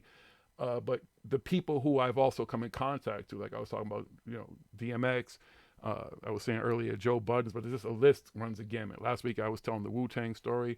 One day I actually told the ODB story, because me and ODB almost had a fight in Rhode Island back in the 90s. But the fight didn't happen. See, that's what counts. And I actually became a fan of his. But yeah, I was a big Wu-Tang fan. Still am a big Wu-Tang fan. If you have not seen Of Mics and Men, it's on Showtime. If you are a true fan of hip-hop, and if you're a true fan of Wu-Tang, you got to go watch that shit. That shit is beyond dope. It is the dopest shit on TV, hands down. Fuck all Games of Thrones, fuck all the other shit that was on, whatever. Trust me. Okay? All right. Let's see. What else is in the chat here? This is the time. Y'all have some questions or anything in the chat. Throw them up now, because before Smoke Kings get back and we kind of talk about what we started talking about earlier, give it time to just kind of answer questions. And James Harrison, the 16 bars, man, I don't know, man. These dudes all... You know, the funny thing I've encountered is these people who talk with that kind of, they try to have that sweet street swagger. And then I get the people who think that they need to meet me in the middle and talk a certain way or add certain words when they tweet me and all that type of shit. But the reality is that I don't think most of these motherfuckers even know what a 16 bar challenge is. And I don't think that even Jordan Sather, with all his talk, I guess, in the past about being a rapper or he's into hip hop, whatever, that these motherfuckers ain't going to step up. Jimmy Church, I honestly think if anybody would do it, that it would be Jimmy Church. That to me would be fun. And I hope someone can get that message to him, because he is a true fan of music, and I know he likes hip hop and stuff. I think that Jimmy Church would surprise everybody and be the one who would step up to the 16 bars and be able to actually complete the task and do it with some dopeness. So I'll put that out. Let's put that out in the universe. Put that out in the ether. That maybe we can get Jimmy Church to do it. And all funness, like just have a fun, just the 16 bars. What do you think? Anybody with me?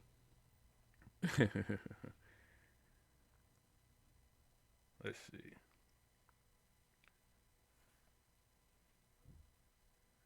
Wow, so you got to work with Bob Dylan? That's awesome, James Harrison. Yeah, again, the list of, I can't, to be honest with you, after post-brain surgery, I'm not a big picture taker. I never have been. I really don't like taking photos. So I used to have a lot of photos, but they got burned. One of my offices, which ironically was where one of the Boston bombings, when it happened, when the bombs went off, my office used to be on the third floor of one of those buildings. But yeah, they got burned up. Just so this happens again, you don't have to take the mouse to see the button that says transition right here in the middle.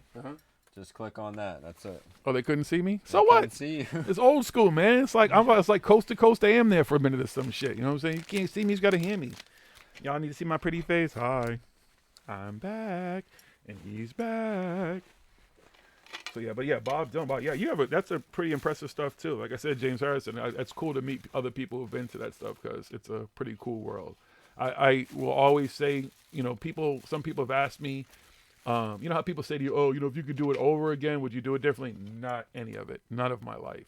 It just turned out to be the way it was supposed to be, and I got very fortunate with the whole security thing and the stuff that I've been able to do, the places I've been able to travel, people I've been able to work with, the people I've got to meet, hang out with, party with. I mean, I have insane stories. I have literally stories of 25 plus years from a lot of famous people and just people with money and different things and people you may or may not know who I have secrets I'll take to my grave. Like literally, I just don't go to my grave.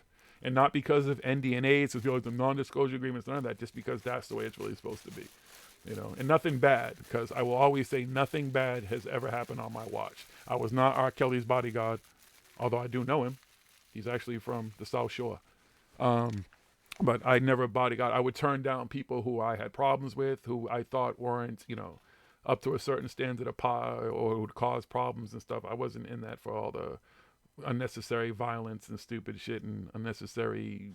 I liked partying and stuff, but to an extent. I liked calmer people. Although in my younger days, like I said, like Wu-Tang and stuff, they were fun to fucking do security for and pick them motherfuckers up in New York in a van and shit. Oh, the good old days. All right, that's enough of Jiggy stories. You have just heard Jiggy's stories of security. Maybe that's what you'll do, make a segment. Could you do a voice for that, like Smoke Queen? Like we'll have a segment every now and then. People want to hear like a story that kind of relates. Cool, you do that? All right, we'll have like a segue. All right, let's see. So, now that Smoke King's back, what do you say? Let me talk or I'll leave. What do you want to talk about? Beam me up, Scott. I didn't even. If you had a question or something, I guess I should do it like CW and everybody else does in the chats. Like you'd have to put it in capital and maybe even just at me or some shit so we can see it. So when I'm asking questions, because the chat kind of goes by a little bit fast, and as I'm talking and trying to speak to you without looking down. Fonto. What you know about Fontos? Never enough of Jiggy stories, speaking as a newcomer. Thank you, Gary. Like I said, over the years, there's been tons of them, and they come out every now and then. This is a Fonto Leaf, but it's a different company. This company is Fonto King, and this one's Leaf only. Yeah, they're expanding that market.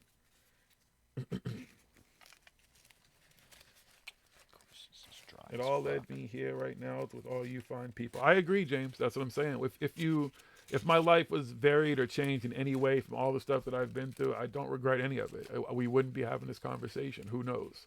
If you went right or went left or did something different, who knows? Things just would have been different. So no regrets. And again, fun times. Fun fucking times. At 49 years old, I can actually tell you I've lived a great life just based on the things, not even just the security work, but just a great life, period. So I ain't complaining. And I ain't rich. I'm far from rich, folks. Trust me. I had good money and stuff like that, but it costs a lot of money, even with some health insurance, when you get shot first. And all the shit that I went through this leg, like people, I don't think anybody in the room, well, these guys all seen my leg. Kelly Farmer's seen my leg. Natasha, Mysterious Force and stuff, but the scars and stuff and the shit that I went through with just my leg alone, and then 3 years later to have an aneurysm that burst and brain surgery, a craniotomy, and all this type of crazy shit and stuff. So trust me, it is very, very expensive. Okay? So yes, I made some good money, but trust me, that shit, Jiggy ain't rich. Far from it. So just have a lot of great stories. There you go. Hey, there's nothing wrong with any job. Work however you want to work. Do whatever you got to do. Feel however you want to feel. Do you all ever do sober October like Joe Rogan does? Nope. Nope. That's first of all, that's his thing. We're not going to try to take somebody else's market, but for what? Like that's something they feel the need to do, and it's marketable and fun for them, and they make a big deal of it. But yeah, no, not. It's not. I really, am sober. I'm not drinking. Yeah, we're not drinkers. JiGGY, you from March '79? No, I was born 1970. I'm 49 years old. I was born even on 1970, my friend. We're all miracles, James. That's just how I look at it. We're all miracles. Everybody has something they're struggling with. Everybody has something I know very few people who, at least I mean, I know that there are people out there because I've worked for them who have lived their whole life and really have never dealt with any kind of adversity. I think that's almost a weird way to live too, because they can't relate to certain things. That's one thing I definitely know. Being around people and working for people like that is that they kind of have an inability to understand some basic shit for the average everyday person. So it's kind of like I guess it's not even a catch-22, but does you really want that kind of life where you have no kind of real world experience? Because you can't relate to anybody who isn't like you, and that's a small segment of people in most cases. So I don't know. Yeah, sober never. So I hear you, Gary. I don't even know the last time when I can't remember the date of the last time that I wasn't high. It's been years. Like, literally, it probably was when I got out of jail. No, there was a time, babe. I think there was one time a couple of years ago where I was just so sick and stuff. Like, I couldn't even breathe. I couldn't like suck hard enough to even smoke. Yeah, the swine flu. It was the swine flu. And Ebola. I didn't. Ebola. Yeah, Ebola. It's from where I work. Oh, okay. It was when I had the swine flu. I didn't smoke for like 2 days, I think it was. But then before that was when I was in jail. So, and the last time I can say that I, for a long period of time, didn't smoke would have had to have been in 2009. The last time I had surgeries on my leg, because I had back-to-back surgeries. So I was in the hospital, and then finally I was like, "Fuck this!" And I told my dad, like, "Yo, I'm leaving. Like, I'm done. Like, I'm going home and getting home health care. I'm not staying in this hospital anymore for recovery. This is just stupid." And he was like, "No, you're not." And I'm like, "Want to watch me?" I was like, "You can either help me, I put my ass in that wheelchair, and I'm getting the fuck up out of here today. I'm done." And then I went home and smoked the fuck out of everything I could get my hands on, because, that was like 2.5 weeks maybe of non-smoking. Yeah, so that was it, 2009, I could probably say. And occasionally when I work, but I don't really have clients who have a problem with smoking and stuff like that. Most of them actually are smokers. So I tend to not take on clients unless they're short-term clients now who are, have a problem with smoke. Because I couldn't be around someone long-term who can't let me fucking have my smoke and relax at the end of the fucking night when shit is, safe and cool and shit. So, Dude is woo-wooing another stream, this time about Kelly. Oh, you talking about Unicock? Listen, that's his business. Let him do what he wants to do. I don't got time, to watch 80-hour streams of some dude ranting and raving about some shit. Whatever he wants to believe, whatever his narrative, it's working for him and it's working for his followers. Let them keep doing it. At no point yet have I seen any of these other people who he's talked about, even who are supposed to be on his side, come out and really nothing. All the Moabs haven't happened. So let him keep streaming. I encourage this, folks. As much as you kind of want to say, I guess that some people do need to watch it, but I know CW's going to watch it and tell you everything about it anyways. The more people who are watching it, it's just more numbers that you're giving him. Even the thumbs down stuff that people think is helpful or whatever, for whatever reason, is not helpful because you're still giving algorithms to someone. So the best thing to do in that case is ignore it. Unless CW asks somebody particularly maybe to watch it because he can't or whatever, I just advise to kind of let the dude do what he's doing, and it's going to die down. This is what he wants. It's attention. He is literally willing to lateral himself and move and maneuver whoever he needs to. He's proven this now at this point. He himself has proven this, reaching out to Corey Good, reaching out to Spare Being Alliance, but at the same time going this dude is just all over the map. So whatever. And hey, like he said, ParanormalHooD, I don't even know you, bro. Like, who are you, bro? And then when he said something to that, I'm kind of, paraphrasing here, but it was something to that effect. So he didn't know us anyways, right? So why should we even speak on him, right? All right. How do you get swine flu? Well, it was a few years ago when swine flu was going around and stuff, but my wife's in the medical industry, and she was, Don't a lot lie. of people were going there. Don't lie. He was doing 100 and back, okay? And when he was doing the 100 and back, unfortunately, we came across some chicken. These alien pig fucking creature things, and we got infected with this fucking alien swine flu disease. Yeah, because we don't eat no pork. It wasn't from eating no pork. Yeah, UFO Gandalf, that's the irony of it. Like, I occasionally watch Uni because it's like when CW, I think at some point a long time ago was on there maybe, or there was something in just different things, but he just never really captured me. Like, I don't, this is the problem I have with these people who sit on thrones and kind of act like they're in the fight, if that's what you want to even call all this, because I have a problem with all the names and people talking about alliances. And if I'm part of any alliance, it's the Dank Alliance. Other than that, we're not aligned to anybody. We have friends, we have colleagues, there are allies in the whole thing that's going on. But all that other talk, I'm good with all that. I don't need to be part of any fucking discords or any fucking side groups or secret groups trying to dox, none of that type of shit. What we say, again, gets said here every fucking Thursday night. Occasionally we do other streams, but we don't need to do anything behind anybody's back. We're capable of saying this shit right here. Saying it right so they can hear it. They got a problem, they know where to find us. We ain't hiding. Are we? I don't think so. We hiding? I think we're pretty easy to see, so okay. But okay. So earlier I was talking about the whole racial shit, because CW did a stream yesterday, and I get what he's saying. I get that people feel like, some people have even hit me up and expressed to me that, oh, well, it's the same thing kind of what Uni's doing and it's causing discord. And I completely 100% disagree. And this is just my take on this. I don't really, what Uni's doing is a whole different kind of discord. That's something personal. He has a personal with CW, and CW and him have gone back and forth. This isn't anything new. So with what I say about race, and I didn't this started before Jay Widener. I've spoken about this for years. I've been interviewed about it and asked questions, and I've always said that this isn't, they're trying to keep black people down. That's not what I'm talking about when I'm talking about race in this. This has nothing to do with one race. This has to do with people who are systematically, just like you see in everyday life, creating content, bringing people into light who most people didn't even know. Not just David Wilcock, not just Corey Good. There is a list of people who get talked about. Emery Smith even now, who is on the other side of this, but still was part of, and is still part of this. There's Billy Carson, Mr. Forbidden Nonsense. There's Jason Rice. There's all these different people. What was his name? Pete Peterson, for what good or bad or whatever, who are all part of, first of all, one network, which is the irony to me that this network is getting a pass. Like, I don't really see people talk a lot about Gaia. And the fact that Gaia puts most of this shit out and is still pumping this shit. I mean, Emery Smith still has a show on Gaia. They're still releasing episodes with new people, different faces. I believe Billy Carson still has a show on Gaia. I don't know if Billy's going to be with Gaia. I don't know if he's still going to be with Gaia, but he's with Dame Dash now. Oh, he's with Dame Dash? Okay. They're making a movie. Great. Mm-hmm.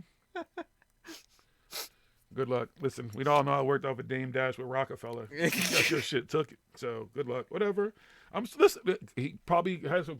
He's trying to hand it some. He had some great talk. I'm sure he talked it all up. Whatever. We'll see. Good luck with your movie. I also know how Dame Dash rolls. If you know anything about Dame Dash, he'll call you the fuck out. We don't get. What's the motherfucker? I don't even know the dude's movies. I don't think I've seen either. Maybe it was The Butler or whatever. Whoever the dude that produced the movie The Butler and has produced a bunch of other shit. I don't know the dude's name because I never saw The Butler. That's not Tyler Perry. It's some dude that Dame Dash put the money up for this dude to make like his first movie and shit. And the dude has been making crazy movies and crazy money and ain't paid Dame back. And Dame got no problems calling motherfuckers out and was rolling up on dudes at like award shows and different shit and everything. And so I'm just saying. So good luck. Good luck, Dame. Yeah, I don't mind. The thing with Jay Widener and stuff, even before we heard about when we did our show with Ryan Singer, and he mentioned the racism thing with Jay Widener and his racist interview that he did and everything like that. We've been talking since that started, and we're like, what the fuck is this dude? Why is that people giving this dude a pass? Why is this dude? He created Corey. He created, again, all these people, and we've been saying it since day one, once fucking his and Groovy's show started and everything.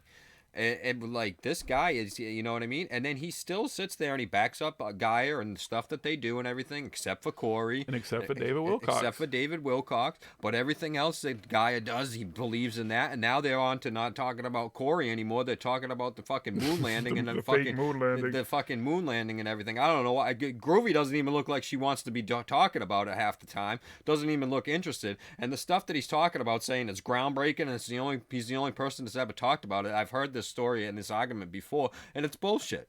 It's bullshit. Because it's all about Jay Widener now. He wants to be a big main figure and all this stuff. Dude, it's just the first watch. I've watched every episode of that show. And if you watch this dude, I shouldn't even have to tell you who he is. He tells you who he is. He's telling you his politics with certain things that he says. He's telling you his beliefs with certain things that he says. But overall, there was tape, but there's transcript and stuff of this stuff that he says, and he did not deny that he said this stuff.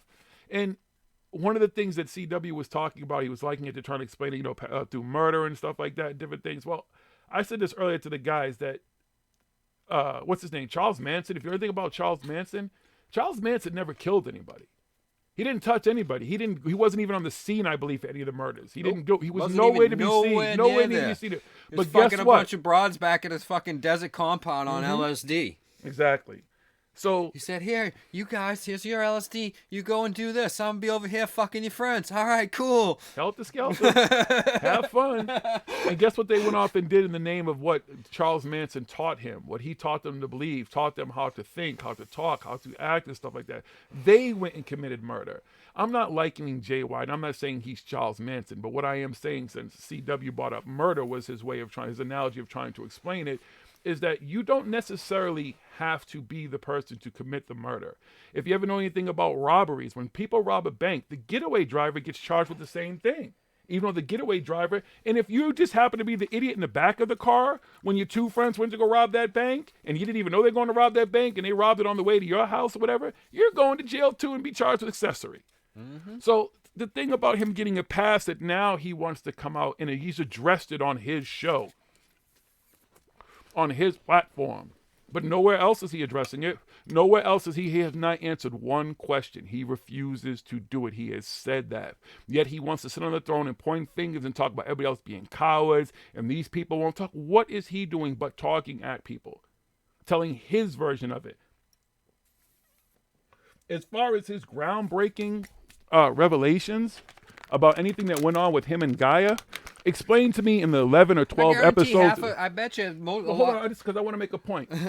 Show me in the 11 or 12 episodes thus far of his show that I've listened to, every one of them, when he's talked about Corey, when he's talked about Dave, when he's talked about Emery, when he talked about Pete Peterson, when he talked about all this stuff. Show me anywhere in there.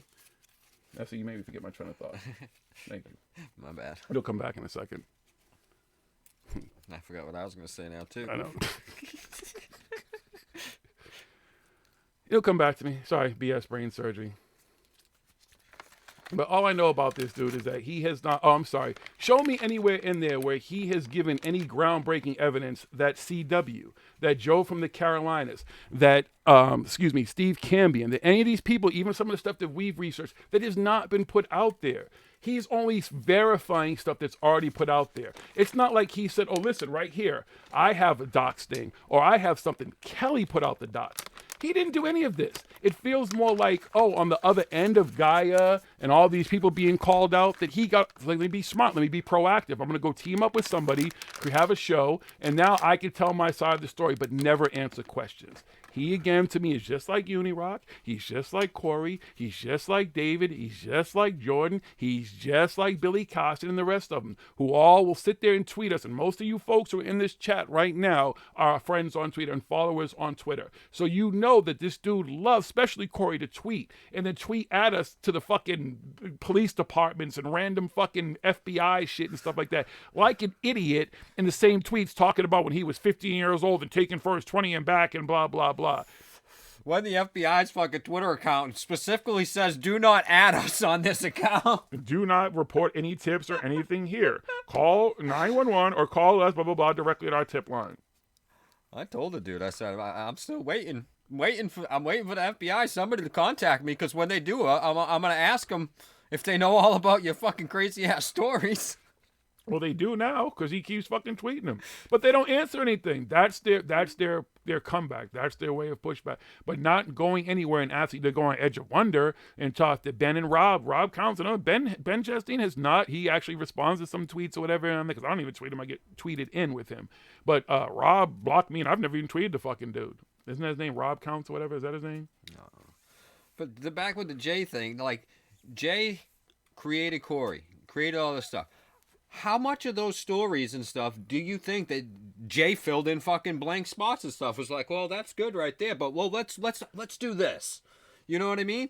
He's the fucking creator, the creative producer, or whatever the fuck his title is over there and shit. Just like David Wilcox in his little resignation fucking sorry fucking speech where he said it like 6 times. I was a content creator. He didn't say I was a researcher. He didn't say I was fucking discovering shit. He said I was a content creator. And Jay Widener was the content producer. He was in charge of creating all the content of the head of the content creations. He chose all that stuff.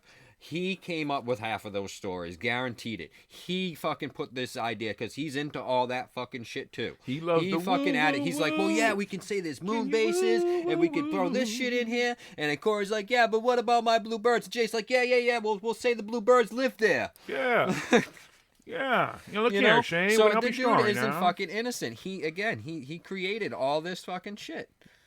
And keeps creating. Keeps doing it. So you say he's retired, but you don't think the way he protects Gaia and still protects people who are on Gaia, I imagine he still gets a check from them. Yeah, he does. Because, I mean, as you know, I mean, in that industry and stuff, he's probably getting us percentages and stuff for whatever they're still making off of the shows that they're making money off of and everything like that. So he's still going to get some money from them for the rest of his life, probably. You know what I mean? It's probably in his contracts and stuff like that. So he still backs him because he still believes in all that stuff. It's just because he wants to be in the mix, and Corey's getting out there so he's like, yeah, let me jump back in here and make myself look good. I'll be like, yeah, I know Corey, I worked there and everything. Yeah, Corey's a liar. But ironically, when he was there, it was only Pete Peterson though. That was the only liar out of all the people that was there. The only person that at the time he questioned and edited and had to take stuff and wouldn't air stuff was Pete Peterson. That's it. Poor Pete Peterson. The only guy who kind of would make sense because he was an old guy whose memory was kind of spotty. Maybe his memory was spotty because some shit really did happen to him. But hey, you discredited Pete Peterson, right? But everybody else was cool. He did well. He said he retired from Gaia, or maybe he's basically retired from filmmaking and also. But he said he retired. So, but he's still getting a check. But yeah, he just used the Corey thing to get back into the thing, and now, like I said, look, he's putting up his moon fucking conspiracy fucking videos and stuff like that. Yeah, which are edited by him and his team. He's got a team working on it. I love his little speeches. He's like, I was going to do this and put it out there and charge money, but I feel it's too important. I got to put it out there for free. And that's a whole bunch of fucking bullshit. Jonas, you said you think Corey Good works for the government. I don't think so. The way he projects on other people, it's a weak. The way he projects, first of all, is a weak defense. The stuff that he says and does and puts out on Twitter and puts out to his followers and fans, if you want to call them that, his fanatics or his cult members or whatever, is a bunch of BS. It's just a bunch of cannon fodder. It's a bunch of stuff that kind of keep them thinking that he's actually doing something. But at no time, again, how long has he been threatening CW alone? And how long has he been, let's talk about tribunals. Let's talk about the arrest. Now, listen, guys, the arrest, I got to get back. See, I got to think about David Wilcox a minute to get into my David. But the arrests have been coming. The tribunal, this is what it's always been with these guys. It's always something is coming. It's coming, it's coming, it's coming. It's coming later. It's going to be next year. It's coming, guys. It's about to happen. The same thing with Unirock, Moabs, everybody, it's always coming. It's always coming. I do want to analyze one thing we were listening to. Unirock was talking about. Didn't he say that he had gotten emails or something from CW? But I'm not going to release them. Why wouldn't you? You're mounting a defense against somebody, but that would be a Moab, wouldn't it? If you have a direct email from CW today or yesterday or whatever, and it's a Moab, wouldn't you drop it? Saying the things that you're saying, or saying you have emails from other people and stuff, or like the thing with Kev Baker and everything like that, saying, "Oh, Kev said that he sent these emails." And well, Kev could real easily just be like, "Well, yeah, here's the emails with the date and the timestamp and everything on there. I sent them to Kelly before all this. When I said I sent them to her, and she never responded back." But those could, even that could be into that could go I'm into just saying, spam. anytime any of these things could come up and prove what he's trying to prove, and it doesn't come up and it doesn't happen because it didn't happen the way that Unirock is fucking saying that it happens. That's why he doesn't do it. Q anus. You know? So it's a bunch of cannon fodder. It's a bunch of bullshit. This is what these people all do. It's kind of the same thing if you look at that side in a sense. What they like to do. Uni keeps saying he wants all the things, but when Uni went fucking live and the first time he said, he's like, "Oh, I have another insider. Besides these people here," he said, "We have the original docs. We have all this information and everything. It's coming. It hasn't ever come up. It's all been about fucking CW and just shitting on CW and everything. That's his thing. He doesn't fucking. He's just it's fucking. I don't even know how many hours now. Over 24 fucking hours of him fucking streaming, just basically talking shit because he doesn't like CW. That's it. No evidence. Not presenting evidence. Not doing anything. That's it." Yeah, I saw that tweet too. All that type of stuff, dude. It's a desperate attempt. It's also an attempt to get Corey's followers and listeners and backers to kind of take a look at him and see what he's doing, and see what he's talking about. Good, bad, or indifferent, that's what people like him want. They want the attention, whatever. Let him keep rolling. It'll go away. He can't keep pumping it maybe for his people he can't keep pumping it forever. I guess they'll keep giving him super chat donations and PayPal donations. And they can keep the lights on and keep them going at him. That's the thing, too. Again, with Jay Wyden, with a lot of people, it's just about Corey Good and David Wilcox. With these other players are getting a pass. We talk about them, and sometimes they'll mention them, but I don't understand as a whole why people don't see that. It seems like there's a whole bunch of people who are on the same roster, at the same place, who all maneuver and function the same, and that there's one person behind it, but they all came from the same place. But yet, even he only wants to go after two people. But he gives everybody else a pass. Because to him, a lot of that woo-woo shit is real. He loves the woo-woo. He's into that shit. And now he's got his little platform, and he's just going to fucking put out his little fucking documentaries and shit in his way. You already know how I feel. That dude ain't going to come. He is not going to talk to nobody. He has no intent. I think he's supposed to talk to Unirock, which is funny because from what I kind of gather from Uni anyways, birds of a feather, they seem like the type of dudes who get along. So it'd be interesting to see what that conversation would be like. But I'm sure he won't address any of the racist shit. Why would he? Because the poor guy was sick. The poor guy. Listen, from anybody, a lot of people, I'm sure there's some people in this room who've been through some crazy, in the chat room, who've been through some crazy shit. The last thing that should be on your mind when you feel like you're dying or going, like at the end of your life, is worrying about racism, sexism, homophobia, war, any of that type of shit. I know in my case, what I was worried about, what I was thinking about was my family and my friends. That was it. I wasn't thinking about no other shit.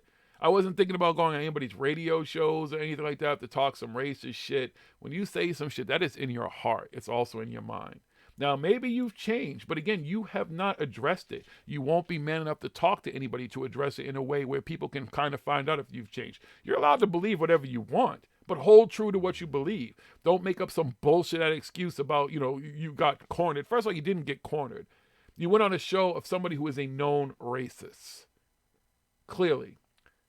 Come on. You're smarter than that, Jay. You say you're smarter than that. You love to talk about how smart you are. I mean, you love to talk about yourself. I remember one of your earlier quotes on your show was about Obama, how Obama was the I president. You love to talk about himself. I don't know. When I watch, what's this, reality check, that all I see is a guy who loves to talk about himself. He loves to talk about, if you watch his current episode about the moon landing and stuff, about we know he's a smart guy. We know he's done film. We know he's into all that type of stuff. But it's always about you. Interesting. That's the pot calling the kettle black. You like that one there? Because it was, he's talking about Obama. Y'all get that? There was definitely a pun intended there. I don't know.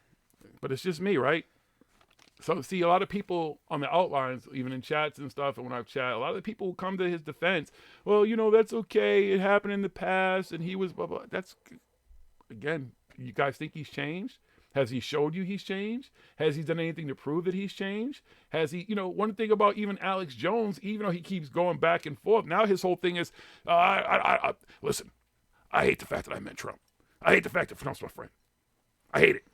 I wish I never met the guy. I'm going to be attacked on everything. Even he's come back and talked. He's man enough to say he's had a change of heart, whatever, whether it's real or whatever. With Alex Jones, you never know. But this dude is doing none of that. He just goes on every week and preaches and attacks two people. The funny thing is that he's the one that sends it attacks him the most now because he's got all this supposed inside information, but I still haven't learned anything valuable from this guy. I haven't learned anything groundbreaking. He hasn't. Wouldn't he have personal emails and wouldn't he have personal texts and phone calls and videos and stuff out of anybody, especially somebody who has that platform and is a filmmaker? He would probably have the best stuff without having to dox. But you could just actually show some real information about stuff that would be credible, right? Who would have better information than this guy? But no, he just talks about stuff. He regurgitates stuff that all the other fucking investigators have called out over this dude for years. He has not said anything groundbreaking. Like I said earlier, show me anybody who's watched that show. I'd love for them to show me anything that or tell me anything that he has said or done that has been groundbreaking in reference to Corey Goode and David Wilcox and Geyer or the Spare Being Alliance or anything else. Or the Blue Avian, the Blue Chicken Call, anything. Can you name anything? Nothing. So I want to know how his service to the field, his service to what's going on really is a benefit.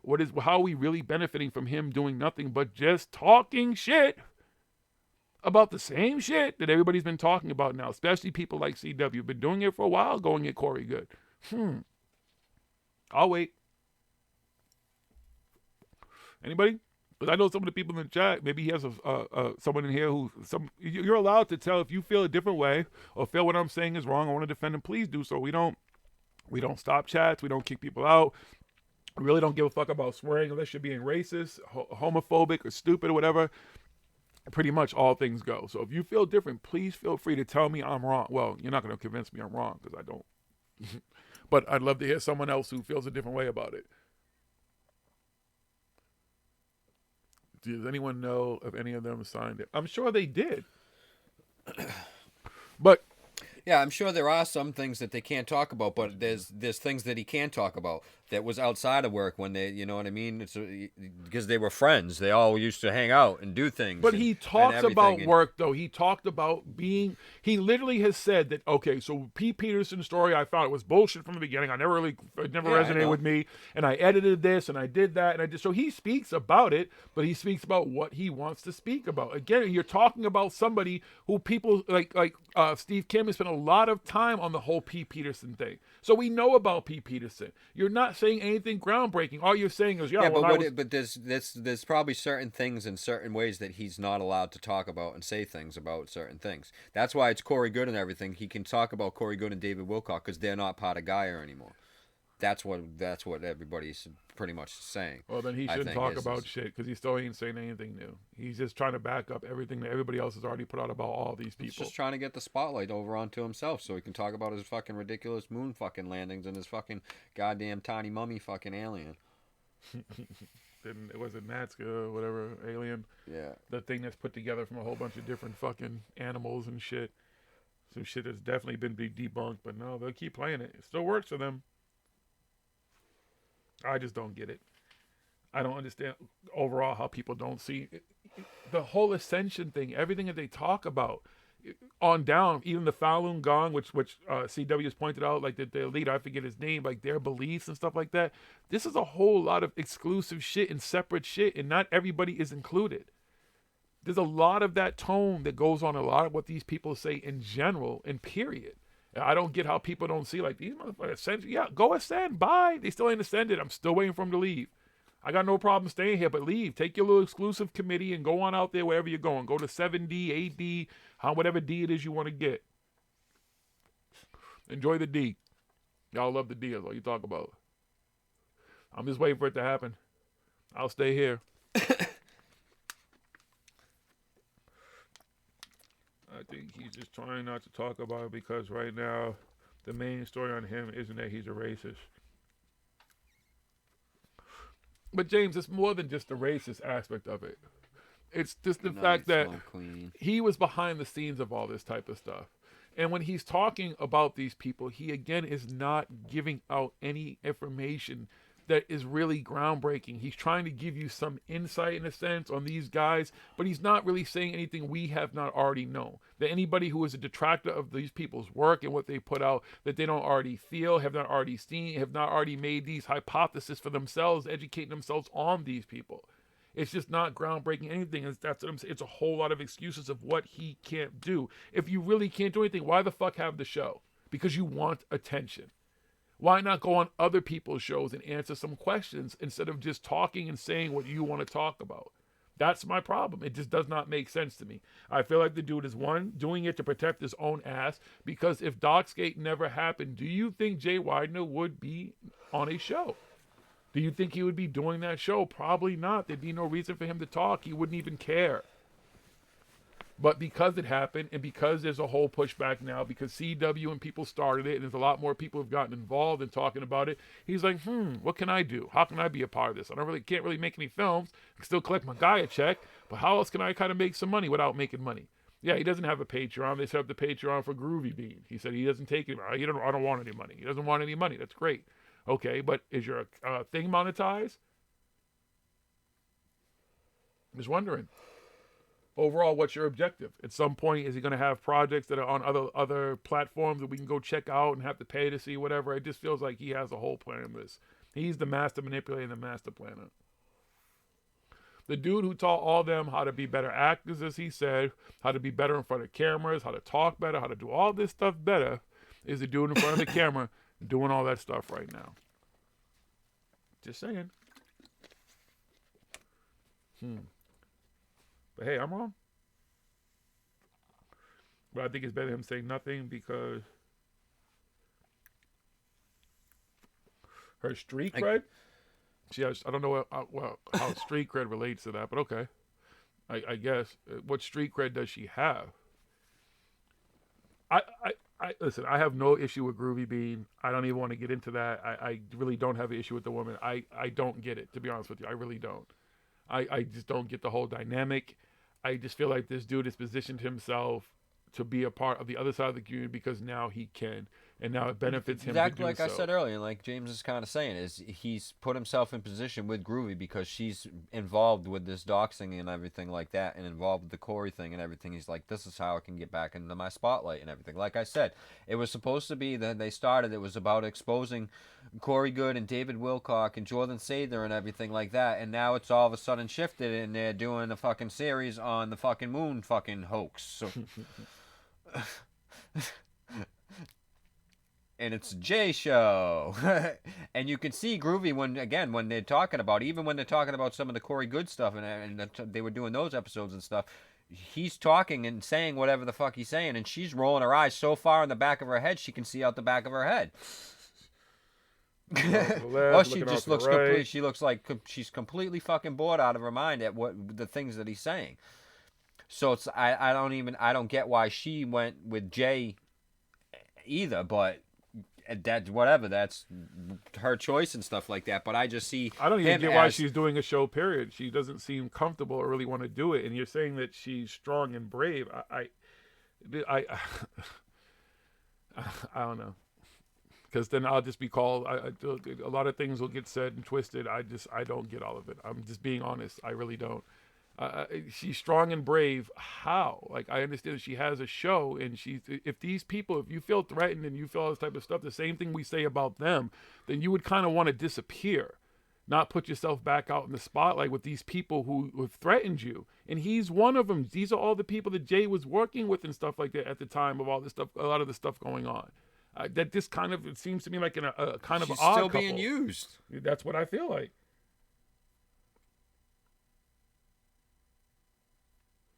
Well, he gets a pass, I guess. Yeah, he gets a partial pass from some people. I'm not giving him a pass.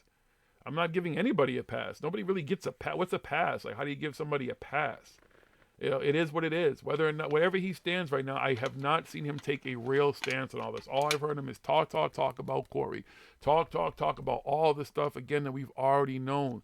Nobody has yet to point out to me anything groundbreaking about anything that Jay has said, period. And yeah, maybe there's NDAs. Like I said, there's stuff I'll take to my grave and stuff like that. But then he is not really doing us any justice. He's just taking all the hard work of people like Steve Campion, people like CW, Kelly Doxing, people like Joe from the Carolinas, and stuff, dark journalists, even the work that we do and stuff like that, work that a lot of people are doing. He takes that stuff and just kind of speaks about it in his way, like, yeah, I was on the inside, so I agree. Yeah, Corey was this, you're not, so what? Yeah, people are looking at it as she's standing up to them because she's speaking out and stuff, and you know what I mean?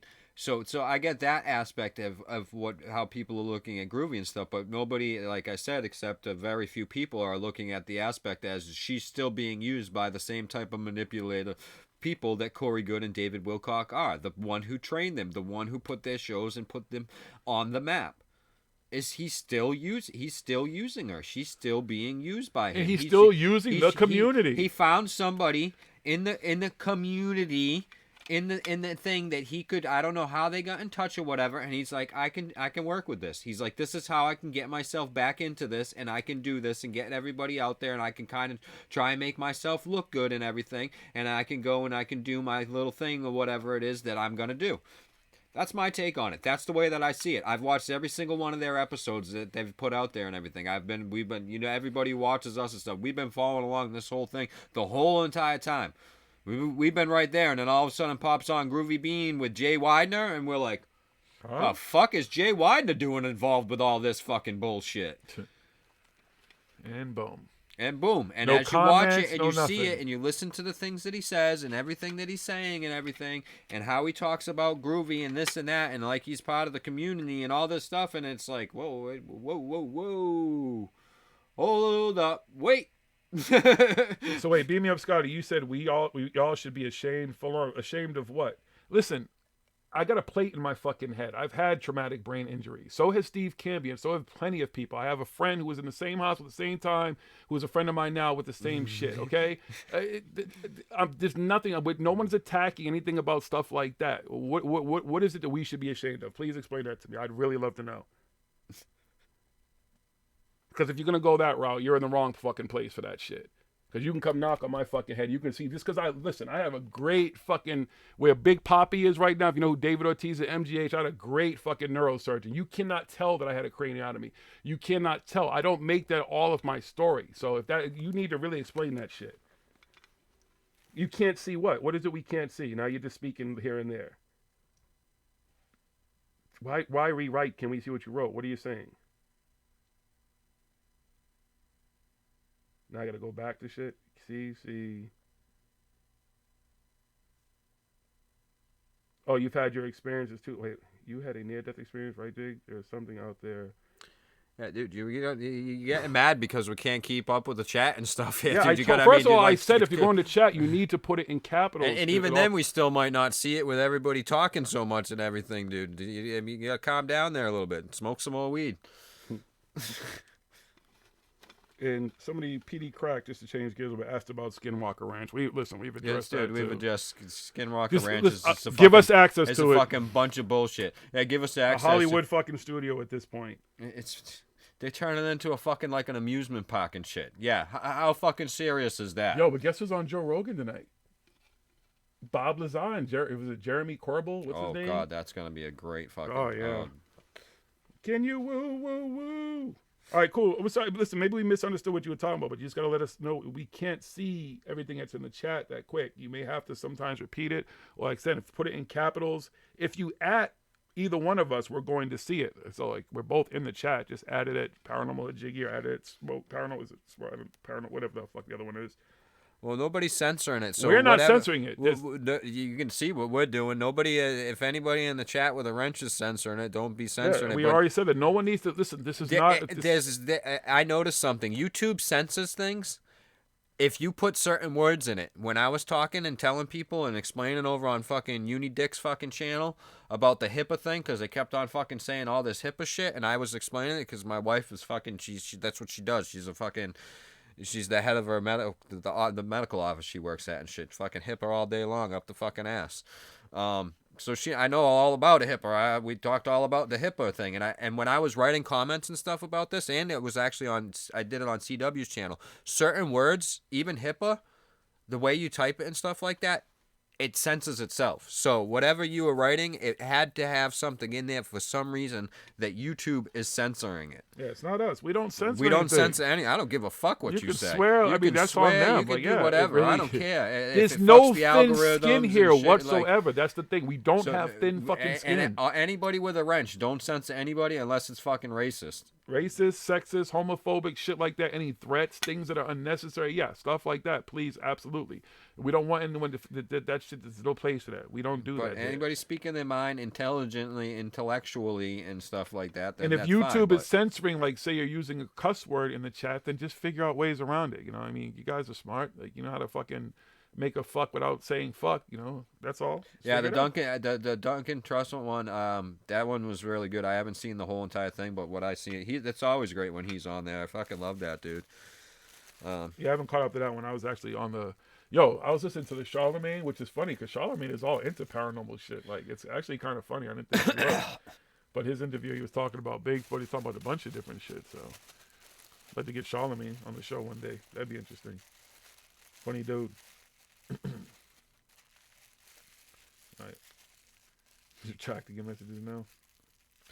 Yeah, that's what I had to do with the HIPAA messages. I had to reword what I was doing it, or you type it out differently and stuff like that because it's YouTube. They have stuff censoring things. Yeah, because I had a wrench and it was something I wrote in actually one of the CW chats and it wouldn't show up to everybody. So there's just certain words that just whatever. Just figure out your way around it. That's all.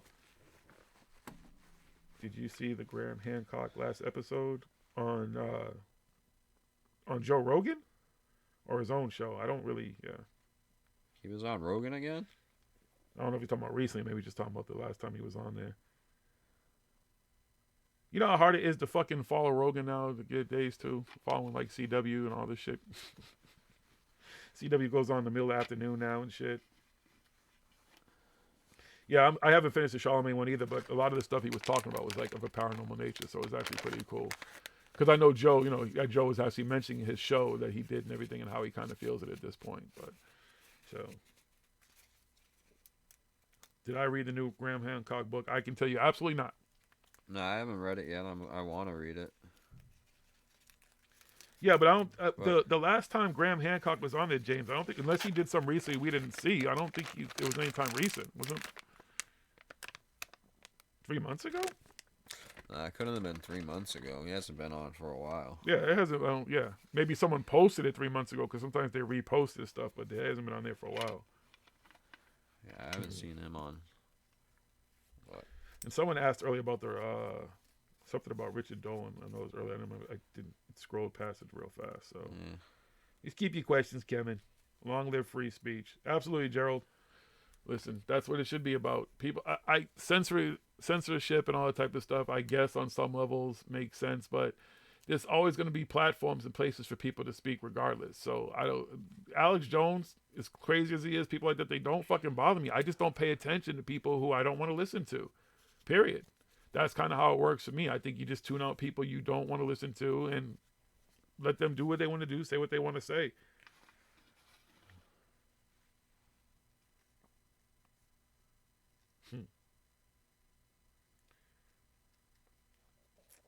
You said it was repetitive, but lots of info.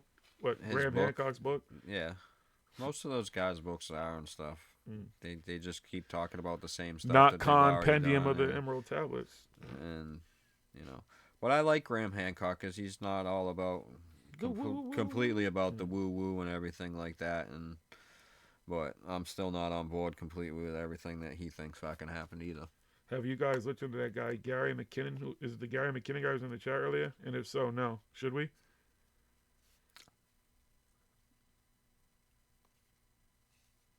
Hey, Adriana. How are you?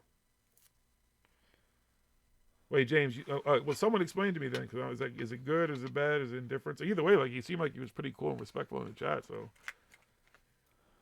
I've seen him in here a couple of times. I don't know. I don't go looking into all your backgrounds and shit. Everybody's fucking on here. Maybe they're talking about his channel, though, because I know I looked into Sophia's Emporium, who was in CW. Oh God, that woman is interesting. Well, the only reason why I looked at her because she said something about she has fucking videos or something like that. So I was like, oh, let me go see what this is. And I love how she's like, I have all this proof on my videos on my channel, and I'm like, and you go and you watch her fucking videos. It's a video of a video. Of her, it's a video of her watching a video, someone watching a video. Videos, and she's fucking talking and rambling about the fucking weirdest fucking shit, Elvis and Curious fucking George, and something about Tom Brady, and this is all supposedly proof that fucking CW is again something whatever she thinks he is, and I'm like, what the fuck are you talking about? She thinks everybody is out to get her. But if it makes everybody, dude, every single person is out to get her. Not me, because in Uni's chat she said, "Well, not JiGGY."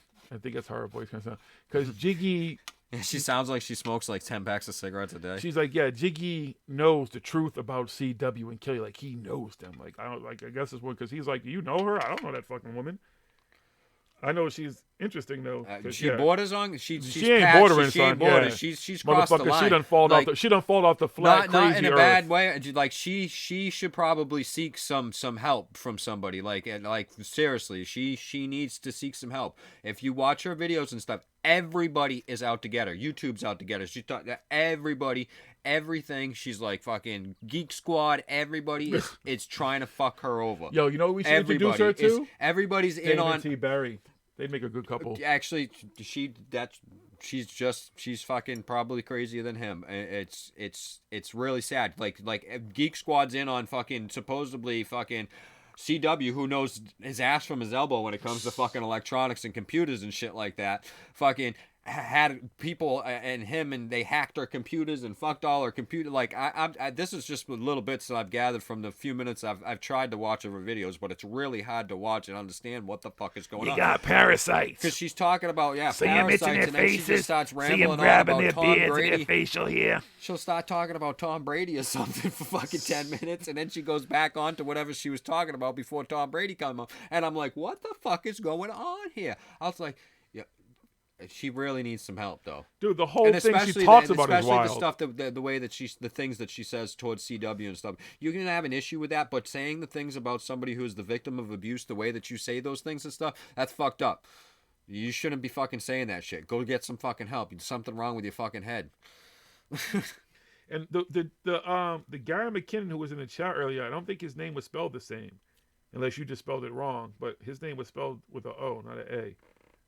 But I mean, it also could be more than one person with the same name. And the way he spoke, he said he was a few hours ahead, so he's probably British. So is that Gary McKinnon British? And if you go scroll back to the chat, maybe click on his channel. Does he have a channel or something? Because you're giving out kind of basic information, Joni. Help a brother out.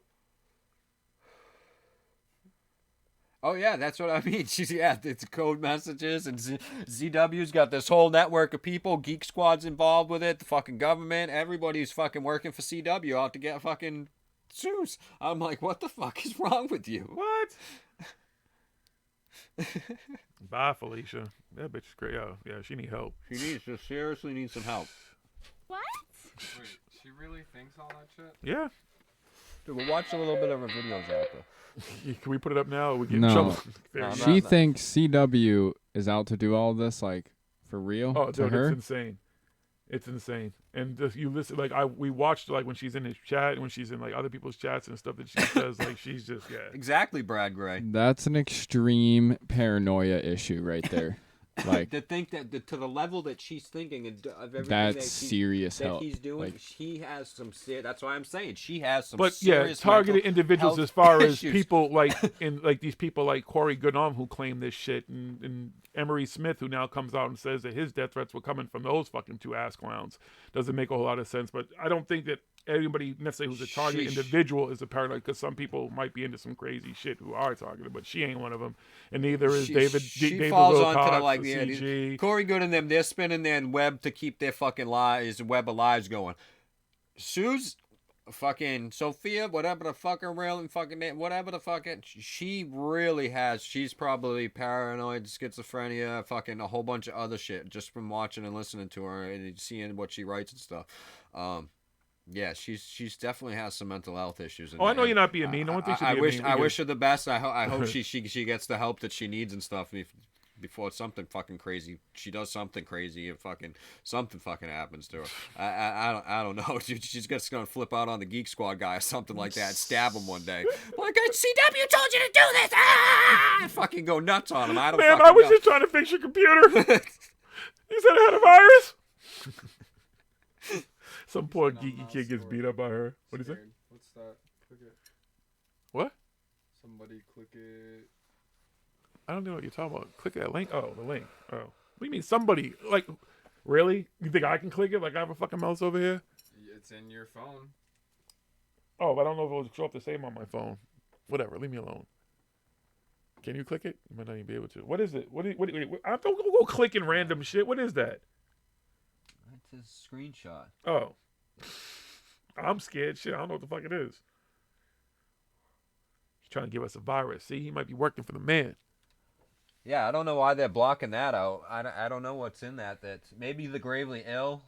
I don't know. Again, like I said, if anybody who has a wrench blocked that didn't post that again, but we would see it. It would tell us if a message. Exactly, it would exactly. So that's why I'm saying. And you have he might not see it, but we would see it. You have a wrench too, so you would know if one of us you could see that. So it's got to be. It's a YouTube censorship thing, whatever the fuck it is.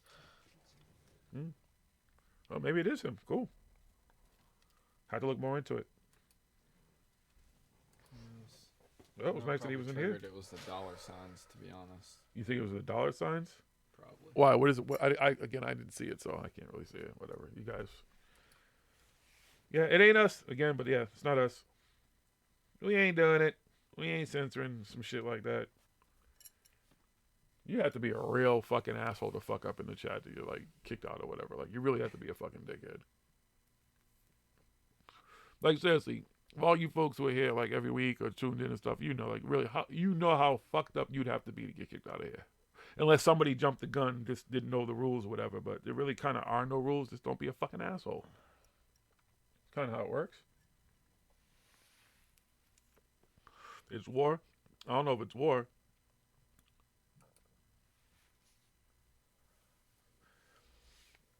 It's just how they do shit. They want to censor shit, whatever. Whatever. It ain't us again. And there's no setting we can do to keep them from doing what they do. They're going to do it regardless. So just figure out how to say whatever you want to say without them fucking censoring it. That's all. Gotta be a way. Y'all smart. You can figure it out. Ask Joe from the Carolinas about it. Conscious Consumers Network? I don't even know what the fuck that is. Oh. Do you? Yeah. It's a woo-woo fucking thing. Well, more woo-woo? It's one of those fucking woo-woo fucking things. There's so many of them. It's all fucking woo-woo. I don't give a fuck. Trenches for life. See, there you go. That got through.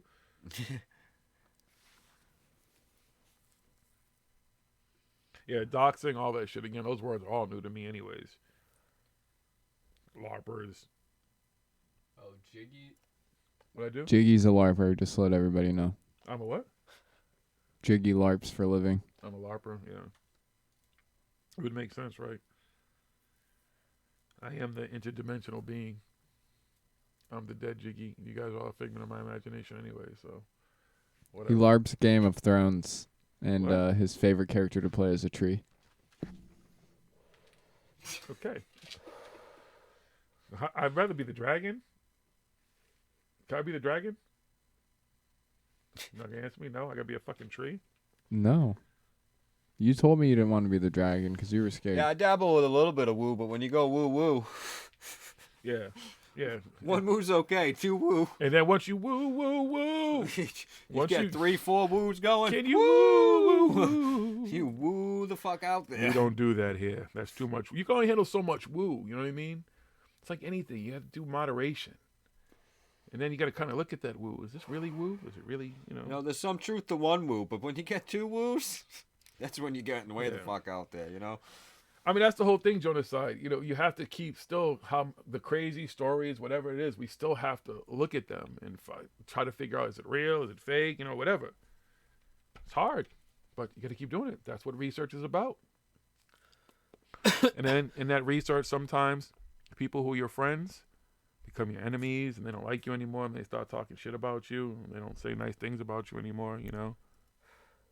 This is Billy Carson, a.k.a. Forbidden Knowledge, and you're listening to ParanormalHooD Live Radio. They are the paranormal voice of the hood. You know, things change. It happens. Michael, he cosplays Jigglypuff, just to let you know. What? Dude, what language are you even speaking? What the fuck Yeah, is exactly. 2 woos is one too many woos. You know, they have a saying, too. You know, black folks, when you start hearing people wooing and shit, so you can't have too many woos. You get uncomfortable. Start backing out the room and shit. Start leaving areas. With the quickness, you know, you can't go for woo-woo. Once you go for woo-woo, you never come back. You can't do that. You can't do that. Don't go for woo-woo. Just dabble in a little bit of woo. You step fully into the woo-woo. Woo! Yeah, don't forget your rig, son. Look, he is in space now. Oh, yeah. See what happens when you put new technology in his hand? I'm actually working on building a team for the X Games right now, actually. Like X as in video X Games? Or like actual X Games? Because I'm confused. Like the X Games on TV. Oh, what kind of team? Apex Legends team. Wait, they're going to have video games now in the... Okay, cool. Do your Thug Dizzle. I ain't hating. I was in a clan. And not the Ku Klux Klan either. I wasn't the Black Klansman. Wait. X Games is now having a video game competition? They have. This is the 3rd time they've done it. I don't know. I don't watch the X Games. They did Call of Duty. They did Overwatch. They did Halo when Halo was a thing.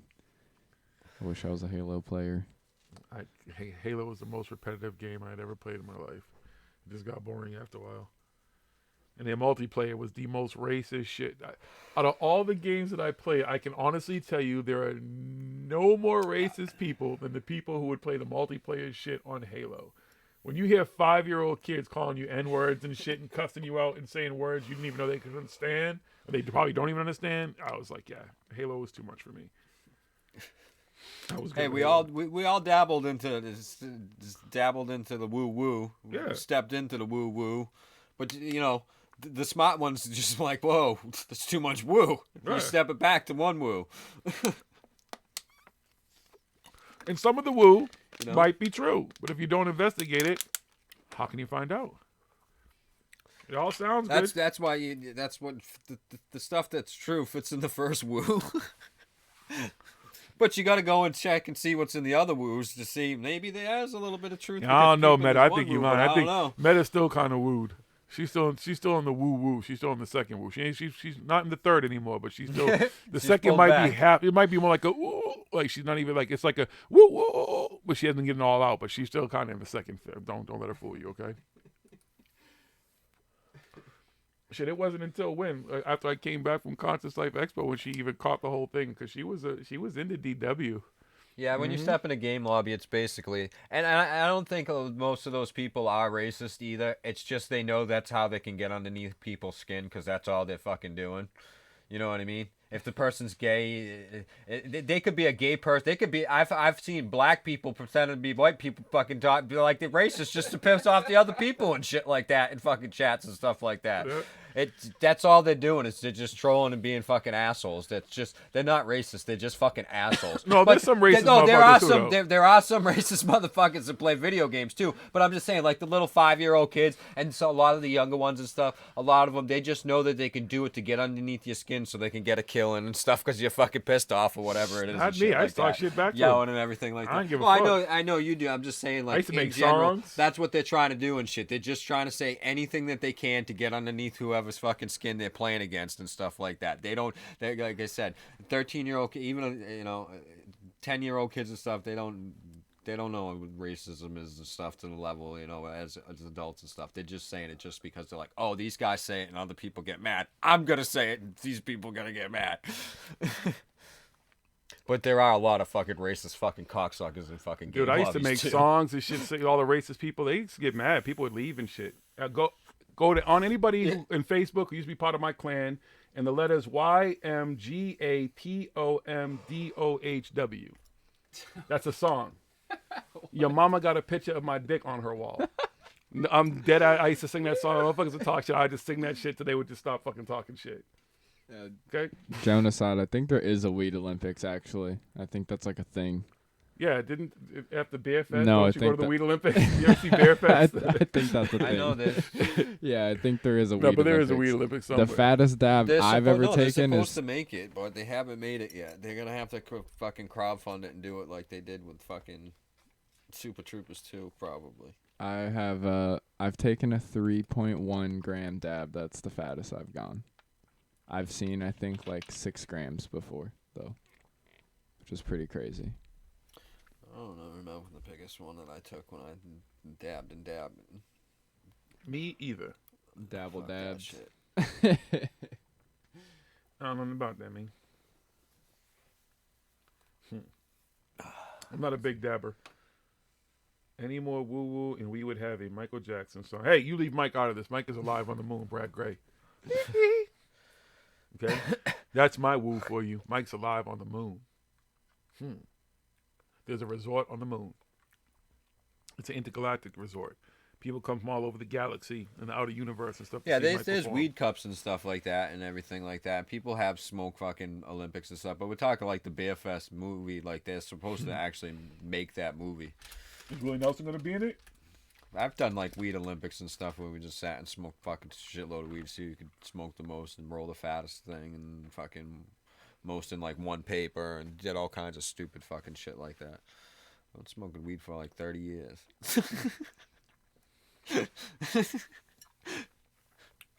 All kinds of crazy shit. But for the Super Trooper, those guys, the Broken Lizard dudes or whatever they are, to make a fucking movie like Beer Fest, that'd be awesome. Like they were supposed to do it at the end of Beer Fest, they said, and they are supposed to. There's talk of them doing it, but we'll see. Well, I hope they do. I'll watch it. Maybe we can be in it.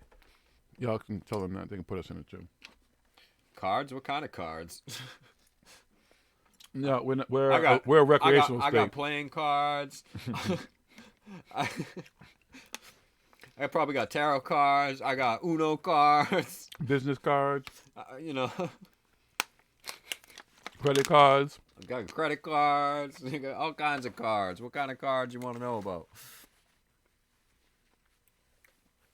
Beantown is recreational state, actually. It's both. It's recreational and it's medical. It was medical and then it, like a year later, it became recreational. Meta's the woo-woo queen. Don't let her fool you. I'm telling you. And I've heard talk. It's not. It's just word that I've heard. But there's gonna probably be an initiative to legalize mushrooms here. Yeah. So I think who put it up? Colorado or California? Colorado. Denver. And Denver did, and just cities have done it now. Oh, okay. Denver and Oakland.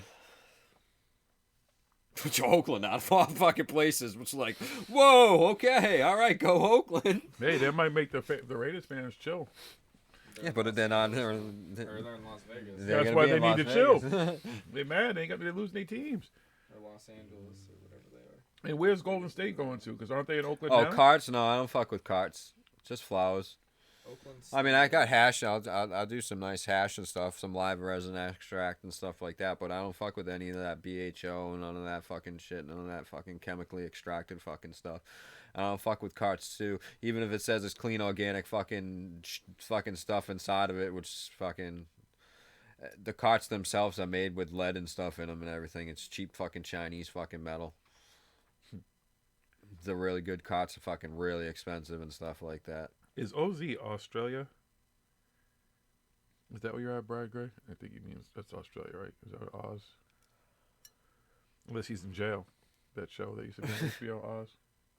Never saw that. It's before your time. You were too young to be watching that shit. Probably. Oh, you definitely were. You ever watch Oz? Smoke? Yeah? Okay, nice talking to you. I'm trying to remember if I watched. I'm reading the chat too and everything. Yeah, I remember Oz. I watched Oz. Keep your seeds because the government is going to fuck it all up. Yep, the more they get involved after a while, they're going to try to, well, that's just for the people who do the mainstream shit. See, we've had this conversation here before and everything. If you look at it, the government's only involved at the money aspect and stuff like that. If you look at all the laws, every single law in every single state, whether it's medical or recreational, people are still allowed to grow their own if they have the ability to grow their own. That's huge. It's not mandated that the fucking government has to fucking grow it for you. Or it's they're keeping track. And also, here's the other thing, because everybody's like, oh, it's going to be Monsanto weed and it's going to be GMO weed and stuff like that. There's not one state that I know of where every state pretty much, especially the medical stuff, it has to be tested. It can't have pesticides. It has to be organic. It can't be genetically modified. It can't have pesticides. It can't have all kinds of stuff. It can't have mold. It can't have all kinds of shit, especially the medical stuff. And in Massachusetts, even the recreational stuff has to be organically grown. And I'm pretty sure it's like that. I haven't read the details of every single state's fucking thing, but from what I know and from the people I've spoken with, every state, it's organic. And you can't have genetically modified stuff in organically grown stuff. It's not happening. So the way the government's involved with it and stuff is they just want their money. They're just going to get the tax. And once it goes federal and stuff in the bank and everything, they're just going to want their money and stuff like that. They're just going to tax the fuck out of it. They don't care how you grow it and stuff like that. They're just going to figure out a way. Eventually, they might make it so that you can't grow it yourself or something like that. But for the most part, it's going to be, Monsanto's is out anyway. It's Bayer now. Monsanto's was bought by Bayer, so it's Bayer. But they're not the only one. Everybody uses Monsanto's when it comes to GMOs and shit. They're not the only one. Bayer makes GMOs, fucking DuPont. There's a whole fucking shitload of them. Fucking ConAg, there's tons of them. Mold, but it's everywhere, so. But, smoking it's really not good, especially some of the fucking nasty-ass fucking brown fucking mold that you see on fucking buds and stuff.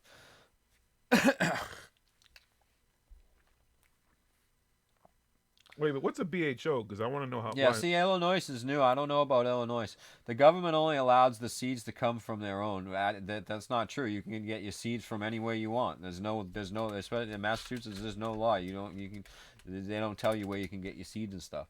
It has to be here. It's seed to harvest. We can't clone. You can't clone in Massachusetts. There's a lot of the states like that. Colorado's like that and stuff like that. California's not. California you can clone and stuff. Washington, Oregon. So it varies from state to state and everything like that. But the government isn't allowed. The only thing the government says with the seeds right now, from everything that I've read and I know, no, shrooms aren't legal in the U.S. They're only legal in 2 cities in the U.S. But back to the weed thing, the government, like I said, they regulate that it has to be grown from seed to harvest. You can't clone it and stuff like that. The government doesn't have, well, actually they do have the G13. There's the stuff, it's the facilities in Louisiana, I believe. It's somewhere in the South, Louisiana, Mississippi, something like that, where they grow the stuff and everything. And there's still a few patients alive that actually still get their monthly supply from the government. So as far as the government and everything and stuff like that, and then the weed being fucking all this and everything, like I said, right now, I can grow my own weed legally. In almost every state where it's recreational or medical and stuff, you're still allowed to grow your own weed. You can choose where you get your seeds from. And there's no fucking government fucking shop that I can go and pick my seeds from or anything like that. I get my seeds online just like everybody else, or from other breeders, or I make my own and everything like that. So it's Illinois is medical, and I'll have to go and look at what Illinois' laws and stuff. But as far as Philip Morris being in control and stuff like that, I don't think that's. We'll have to look on that, because again, all the people that are the ones that are getting help to get this stuff passed in these states are the medical patients, are the weed smokers, are the ones and stuff like that. Now, some of these states, the latest states and everything, they may have some big money backing it and everything. To get it passed, but for the most part, it's grassroots. It's people, the people have spoken. So, but yeah, once the state goes medical, they're pretty much going to be recreational right after that. So,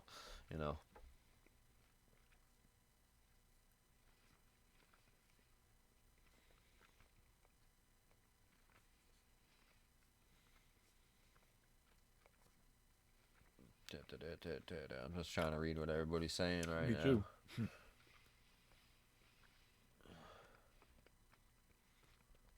He was explaining what a BHO is. How do you have a fireball from a BHO? Well, because it's butane honey oil, and it's butane, and if they don't fucking purge it and fucking shit everything, and even when you still ain't gonna get it fucking all out, and you can't get it out.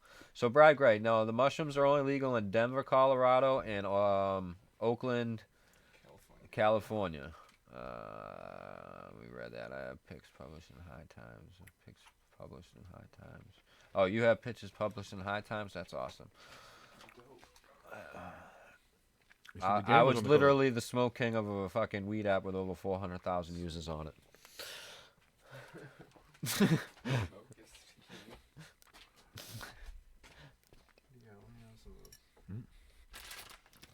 Michael Adams, yeah, from seed to harvest, it's every plant in Colorado, every plant in Massachusetts. I think it's like that in Vermont too.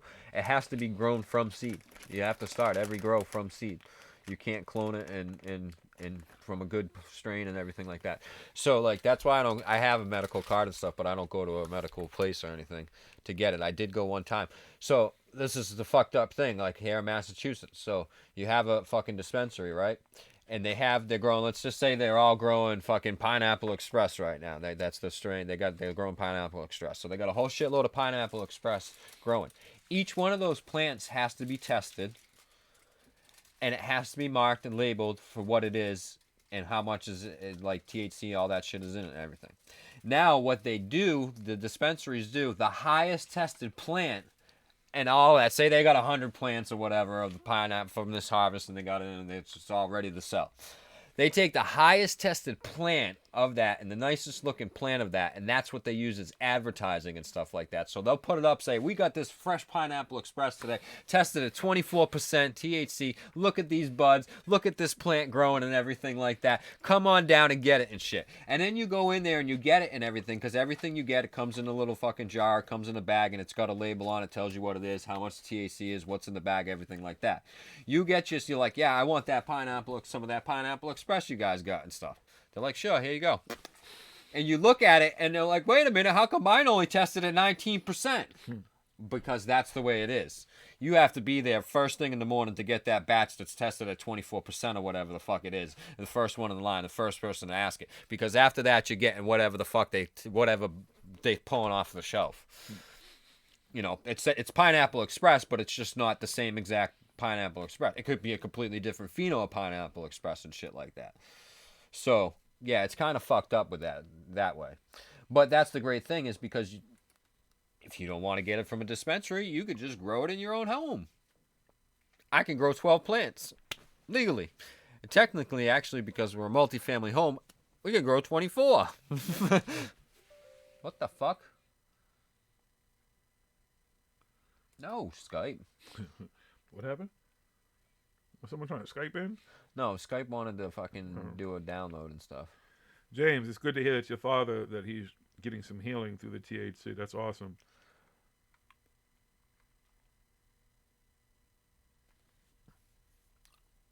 It's also awesome too that people have. Yeah, I that use option now. THC oils and stuff like that. That's how I got help. One of the things that helped me heal myself and stuff and everything. That's why I didn't start. I didn't start growing because I was sick. I started growing because I smoked weed and I was like, I might as well start growing and shit. And I started growing before it was legal, but I knew that it was coming. I was like, I'm just gonna start growing so that when it is legal, I'm going good and I fucking know what I'm doing and shit, and I don't gotta worry and stuff when they fucking come knocking on my door and I got a fucking beautiful garden going and stuff. But I'm like, yeah, fuck you, bitches. Well, I fixed my door now too. But as I started to grow and stuff, I was getting sicker and sicker and stuff. So I did get more into it for the the medical aspects of it and stuff. And I know all kinds of shit and how to go back to like some of the earliest videos. If you go all the way back and you can see my garden and stuff and what I used to do. It's not what it used to be or anything. I don't grow as many plants to do as much as I used to do and stuff. I don't even really have anything indoors right now. I'm gonna do a whole outdoor this year. It's about to go outside. So, but yeah, the medical benefits and stuff is great. and it just does wonders. And it's not just THC. You got to use all of it. There's building blocks to this shit. You got to have the right everything, the right terpenes, the right fucking THC, CBD, CBGs. You know, you want THCA, you want CBDA, all of them. You want both of it, the active and inactive and everything, depending on what you have and everything. Like this is like a medicine that you can tune it and shape it and grow it to specific needs of the patients themselves. With the right, you know, it takes a little bit of work and stuff to do it and stuff, but you can do it. They literally have strains that you can get that are proven now, and it's known to show, and it's not just, but it's marketed to women for PMS. But they also use it on people who have, that are on blood thinners and stuff like that. So if they get a cut, it helps because this, I forget which one it is, but there's some, it helps to coagulate your blood to coagulate. Faster and slows you down from bleeding and stuff like that. I forget, it's one of the terpenes, I believe, but it's a terpene combination with something else. So they've actually, there's strains that they actually grow and everything, and then of course it calms the women down and stuff. No, that's not to women or anything like that, but so it helps them with the bleeding and stuff like that. With the stuff like that, women actually, they've done testing and stuff, and they actually attest that yes, this is my used to have. Somebody just released super bad tampons with them. Yeah, they do that because it helps with that. They have sex lube with it and stuff like that, all kinds of stuff with it and everything like that. Wait, this sex lube? Yeah, made with hemp and stuff, hemp oils and stuff, and CBD and THC and everything like that. Some of them will get you high, some of them are just, you know, because hemp oil is just a good oil and stuff. It's a health benefits too, and it's good lubrication for during sex. So you can literally tune and adjust these things. For the seizures and stuff, they know that a higher CBD with certain terpenes, which again I can't remember off the top of my head right now, which terpenes are better for seizures and stuff, and which type of seizures and things like that. Certain strains are better for it than others and stuff. Yeah, this strain will help it, but this strain here really will help the seizures. All kinds of things. It's really an amazing fucking plant. I'm trying to see. We talk about it every year on 420. Actually, we've done a few Secret Garden 420 shows and everything. So, yeah, there's CBD tampons, there's CBD sex lubes, there's just hemp oil sex lubes, there's I mean, the stuff that I make, the coconut oil I make, you could use it as a sex lube if you wanted. It's just coconut oil with fucking weed in it and everything, you know. I mean, coconut oil is a great lubrication. It's all natural, you know. It's good for the flora, they call it down there or whatever, and the women or whatever, the stuff, the bacteria and stuff is, you know, just like our gut bacteria and everything, that we're made of bacteria. We are our own little universes. People don't understand that. And there's all these little things that you need to take care of and stuff. You think you're just taking care, I'm taking care of myself. No, you got to take care of all that shit. You got to eat right, put the right things in your body, the right things on your body, you know. All my sex lubes and shit is all organic, fucking plant-based stuff. I didn't know that. Yep. THC lube. Does it like get the the body parts high or something? Yeah, the ones with the THC and stuff, like I've seen it marketed towards women for, you know, their solo play and stuff like that to help them, you know, do whatever. Plus you can use it with your partner because it makes them, talking about masturbation. It makes them extra tingly and shit down there in that area, I guess. It's more for the women, like as far as the feeling goes and stuff like that. I haven't seen much with the guys in the feeling, getting the feeling and stuff, getting high from it, being on there and stuff. It's probably because the women's area, it's more exposed, more open, and whatever, for it to evaporate and absorb, not evaporate, to absorb through the skin. Because you can get high from weed and stuff without even, like Clinton, I didn't inhale. It doesn't matter if you inhale or not. I smoked it. I didn't inhale it though. It didn't go down. I just blew it out in the ether. It never let it way down. You can just hold it in your mouth for a few seconds and you're gonna get high. It doesn't matter. Just from the THC and it absorbing through your mouth and stuff. Your mouth fucking absorbs everything that is put in there. From whatever you eat, drink, or smoke, it's absorbed through the skin of your mouth. It absorbs through the skin inside of your mouth, and easy it does on the skin outside. And it's the same. Vagina is almost just like a mouth, pretty much. And Brad Gray, no, we don't put. The only person around us who ever did was Ron, Big Ron Brace. When rest in peace to him. He's Jamaican. Him and his brother, when they would be around, they like to put tobacco in, but no. Yeah, they put tobacco in it, but we use a tobacco leaf to roll it, so we don't, it's kind of the same thing. But we don't actually put tobacco inside of it because we roll it, wrap it in the Fonto leaf, which is a tobacco leaf.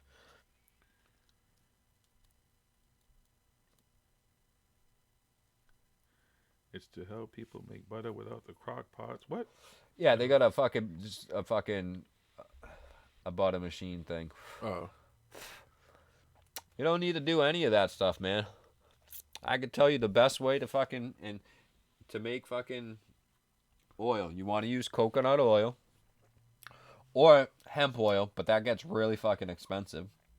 But coconut oil is just as good. Use coconut oil, and I'm crazy. I use 2 to 3 ounces per cup of oil, but the ratio normal people would use 1 ounce to 1 cup of oil. All right, and you put it on 8 to 12 hours, low heat. You don't let it go over 100 degrees while you're doing it. You just want the oil to stay fucking boom and absorb all the stuff. You don't want to cook it or anything at this point. You do that shit 8 to 12 hours. You can even do it overnight. But 12 hours, it's pretty much everything absorbed out of the plant matter and into the coconut oil.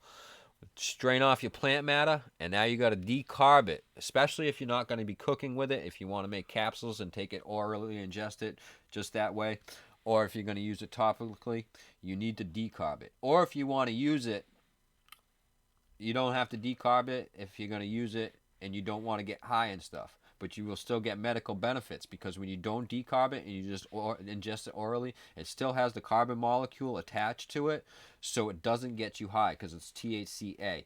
It's THC that gets you high, and that happens and takes place through heat. That carbon molecule is removed, like when I do this right here, this THCA. Most of this is probably THCA, a little THC, because through time it transfers over and stuff. The carbon molecule and curing and everything transfers off anyway. But the heat automatically removes it. I forget exactly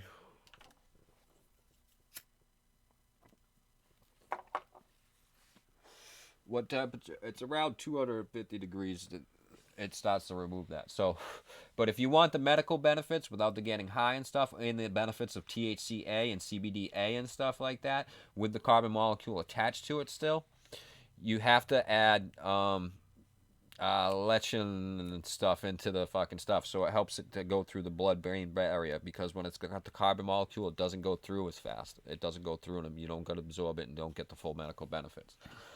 So, you got to decarb it, and if you're going to take it and you want to get the effects of THCA, CBD and THC decarb. So then you take it, you take out your plant matter, you put it back into a clean pot, and you put in a candy thermometer, and you turn that shit on, and you watch it.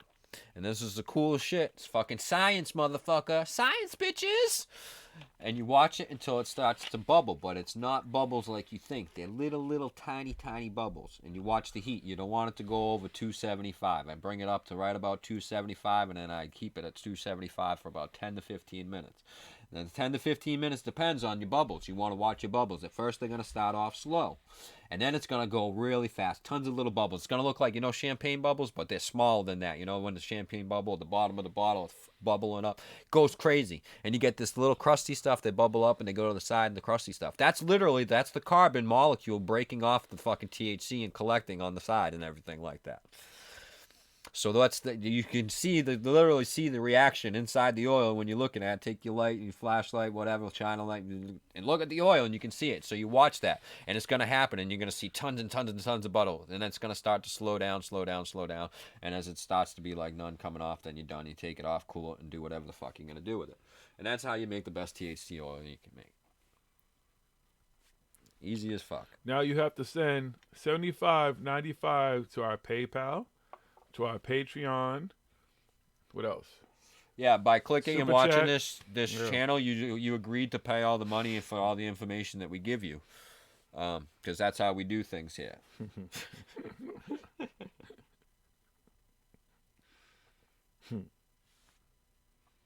Yeah, don't post the pictures if you don't want.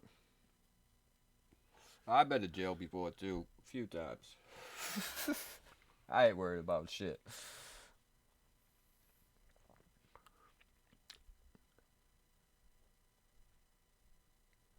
Sorry, just going back to the I'm chat. trying now. to go back and read what's going on. Me too. People haven't noticed this is the last blunt smoked in here. With an evening. Maybe we'll do one more. I think we can roll up the roaches and stuff. Yeah, fuck it. Let's do that. Yeah, Meta didn't bring no weed for us tonight. I'll just take my weed and put it. Y'all listen. I don't know. Listen, I smoke weed. I've never grown weed once in my life. Don't know how. I'm not saying I couldn't, because obviously there's someone next to me who could teach me everything I need to know. But this, maybe at one point, maybe in the right space. Yeah, I know a fucking obscene amount of fucking about growing and smoking and everything. I've been doing it for fucking almost 30 years now. But like I said earlier, when it's Beam Me Up, you said you were in High Times, right? I think you were the one who said you was pictures in High Times, but the game was pictures, on the cover. I sent pictures into High Times, but they never picked any of my pictures. I know some other people that got their pictures into High Times, but there used to be this app, fucking 5-6 years ago, and it got shut down. Well, the dickhead he turned out to be a dickhead who fucking owned it and ran it. He shut it down. It's a fucking wine app now. He took the same thing and it's a fucking wine app. But anyway, so there's this app. It's called Join Together. Or Joint Together. The way it was, joint. Anyway, so I was on there, and that's when I was looking in, starting to grow weed and everything. I was like, oh, let's go talk to some people and stuff. So I was on this app and shit, and I was on it, and fucking just started talking, learning. I was just not on this app, and I was reading everything. I have tons of books all around down here in the garden and knowledge and stuff. I'm watching everything and learning as much as I could about fucking growing weed and shit. And on this app, because you just talk to people, I was like the number one person on the app. I wasn't trying to be or anything like that. I had the most pictures on there. I had the highest rated pictures. I had the most comments, the most likes, the most everything that you could get. The most everything except for the most followers. I had the most people following me, but I wasn't following the most people. My wife thought she was like, oh, I'll just go follow everybody, and that was she did that. She just followed and liked everybody's pictures, and she was following more people than I, because I was like, I can't follow all these people and pay attention to all these people, you know what I mean? So I started cutting it, you know what I mean? But everything else, because it had like top 10 rankings and all this stuff, and like everybody knew who I was and shit. You didn't know anybody, ask anybody who's ever heard of Join Together and Smoke King. That's me. That's who I am, you know what I mean? That's how I became the Smoke King. That's how I got the Smoke King, and she's Smoke Queen, because we're on this app and everything. I'm like, what are we gonna call ourselves? I'm like, well, you could be Smoke King, I'll be Smoke Queen, whatever, and that's how it all started. And here we are now. Yeah, I've talked to Jorge. What the fuck? Where the fuck was it? But I've spoke with Jorge. It was only like, hey, hi, he was just, I didn't get to really talk with him and stuff like that. And Ed Rosenthal, I've emailed with him, and he sent the response back and stuff. But I don't know if it was actually him, or just a generated fucking thing by somebody or whatever. But so I have no idea who you're talking about. But okay. Big people in the weed world. So yeah, so I was on this app and everything, and I would help people out, give them advice, and everybody's like, how you doing it, and because just like we're doing this community and everything, a lot of people out there saying some bunk fucking information and shit, and I would put them in their place, and I'd fucking be like, yo, dude, what the fuck you doing and shit, Everybody would come to me, advice, everything, all kinds of shit. Not just me for advice, but a lot of people, you know what I mean? There was a whole bunch of people that knew all kinds of, like, don't just come to me. I was like, there's all these other people on here that I learned from and started from and everything like that. I just, I was just really into I had fucking a really badass camera and stuff, and I took really cool pictures and shit. Some of the pictures and stuff, if you go back and look, are still on. If you go way to all our old videos, you can see some video of the grow and some of the pictures and stuff, and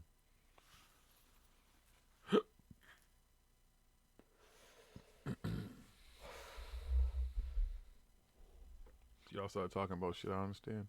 One day. Looks pretty. It's great to smoke. You have a weed site out of mine?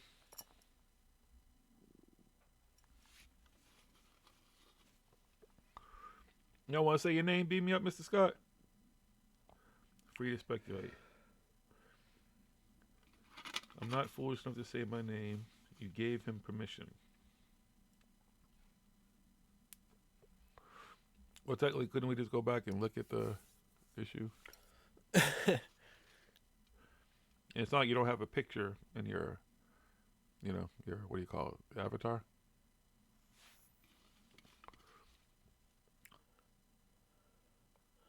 No, that's a thumbnail. That's a thumbnail? Oh. Wait, what's a thumbnail? What's the difference between a thumbnail These are all just general computer terms and stuff like that, Most people learn when they're learning about computers and things. They're not any of these modern terms. You know what's crazy though? Where'd you learn? Did you learn about computers in high school? Yeah. Guess what they didn't have when I was in high school? Computers. But just in typewriters. We took typing but just classes. in general, as you're learning and doing stuff and making things, it tells you, add a thumbnail when you're making websites and things like that and everything. Which I know you've done things like that. And even when you add it, making a Twitter page, it's a thumbnail. It says add your photo here, thumbnail photo. It says photo. It says thumbnail photo. It says photo. I don't see thumbnail. I see photo. Image. It says image in most cases. It doesn't say anything about thumbnail. It says image. Just saying. I probably made thumbnails and don't even know I've made there's thumbnails. tons of my pictures too on Google. You fucking Google fucking pictures. People took my pictures off of that fucking thing that I was doing and they would post them up. I used to catch people on there posting my pictures and shit. That was one thing that we used to fucking do all the time and fucking just be like, yo, dude, you didn't fucking grow that. That's my fucking plant, dude. I got fucking 90 other pictures of that same plant. Catch people on fucking on other things and stuff, other fucking forums and stuff like that, posted up pictures that they came and took from us and all kinds of shit. There's all kinds of stuff that's still from back then. Nowadays, I mean, it's just crazy because people, that's when it was really starting to go, and people were really like getting into like taking. Everybody was like taking pictures. All these sites and everything was popping up, and people were really getting into all the macro shots and shit. And it was fucking crazy pictures of weed.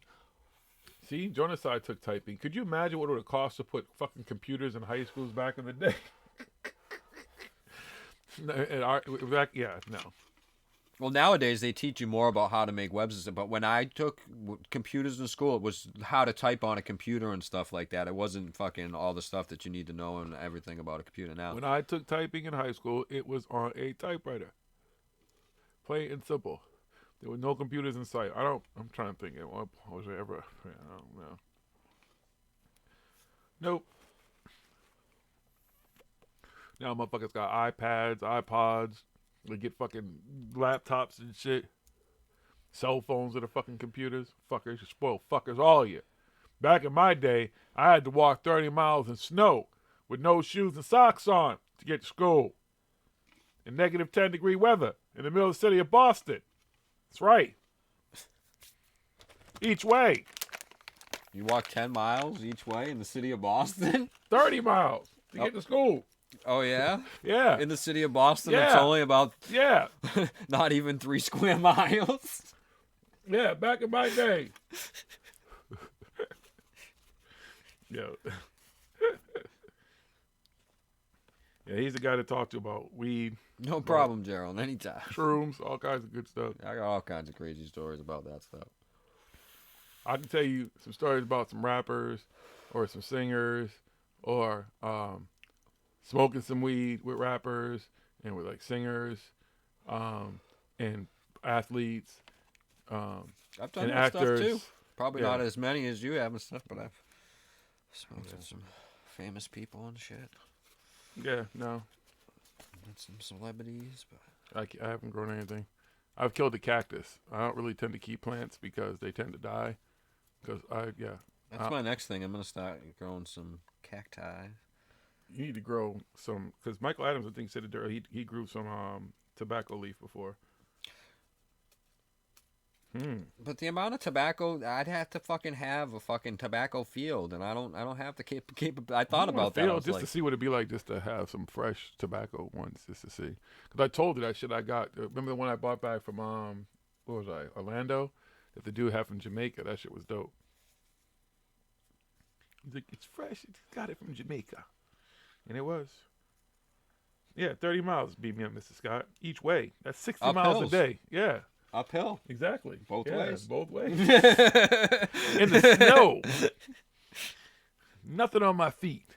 I didn't even have a jacket. No gloves, scarf, nothing. In fact, I was wearing shorts. No matter which way I went, I had to go up a hill. Yep.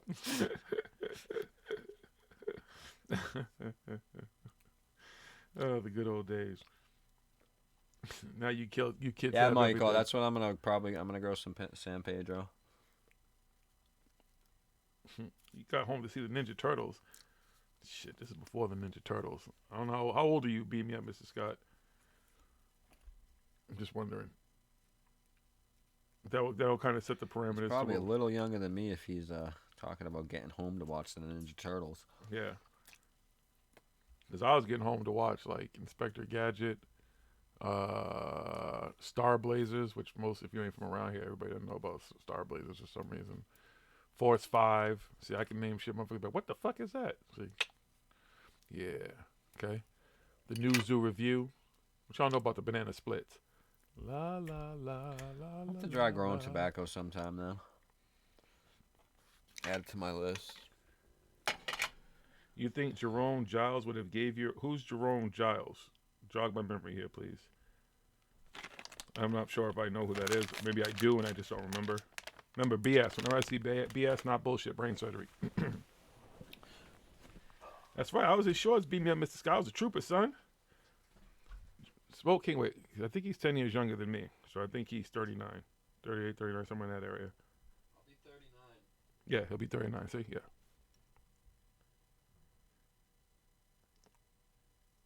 Star Blazers. Oh, you know about Star Blazers, Jonasai? Yeah. See, if you had typewriters, you know about Star Blazers.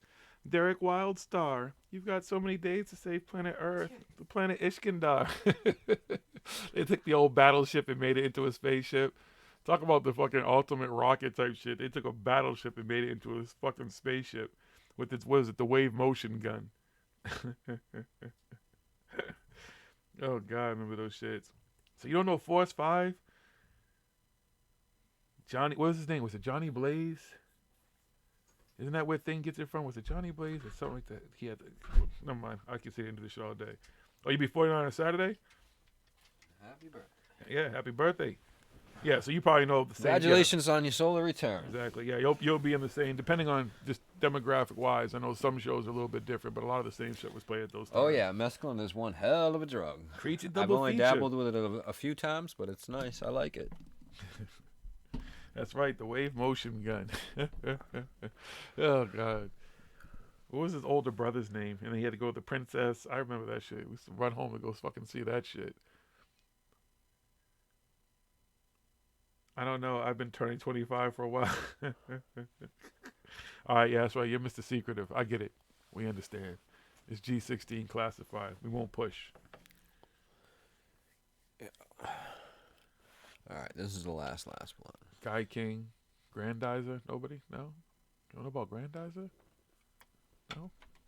No? Porthos? No? Okay, sorry.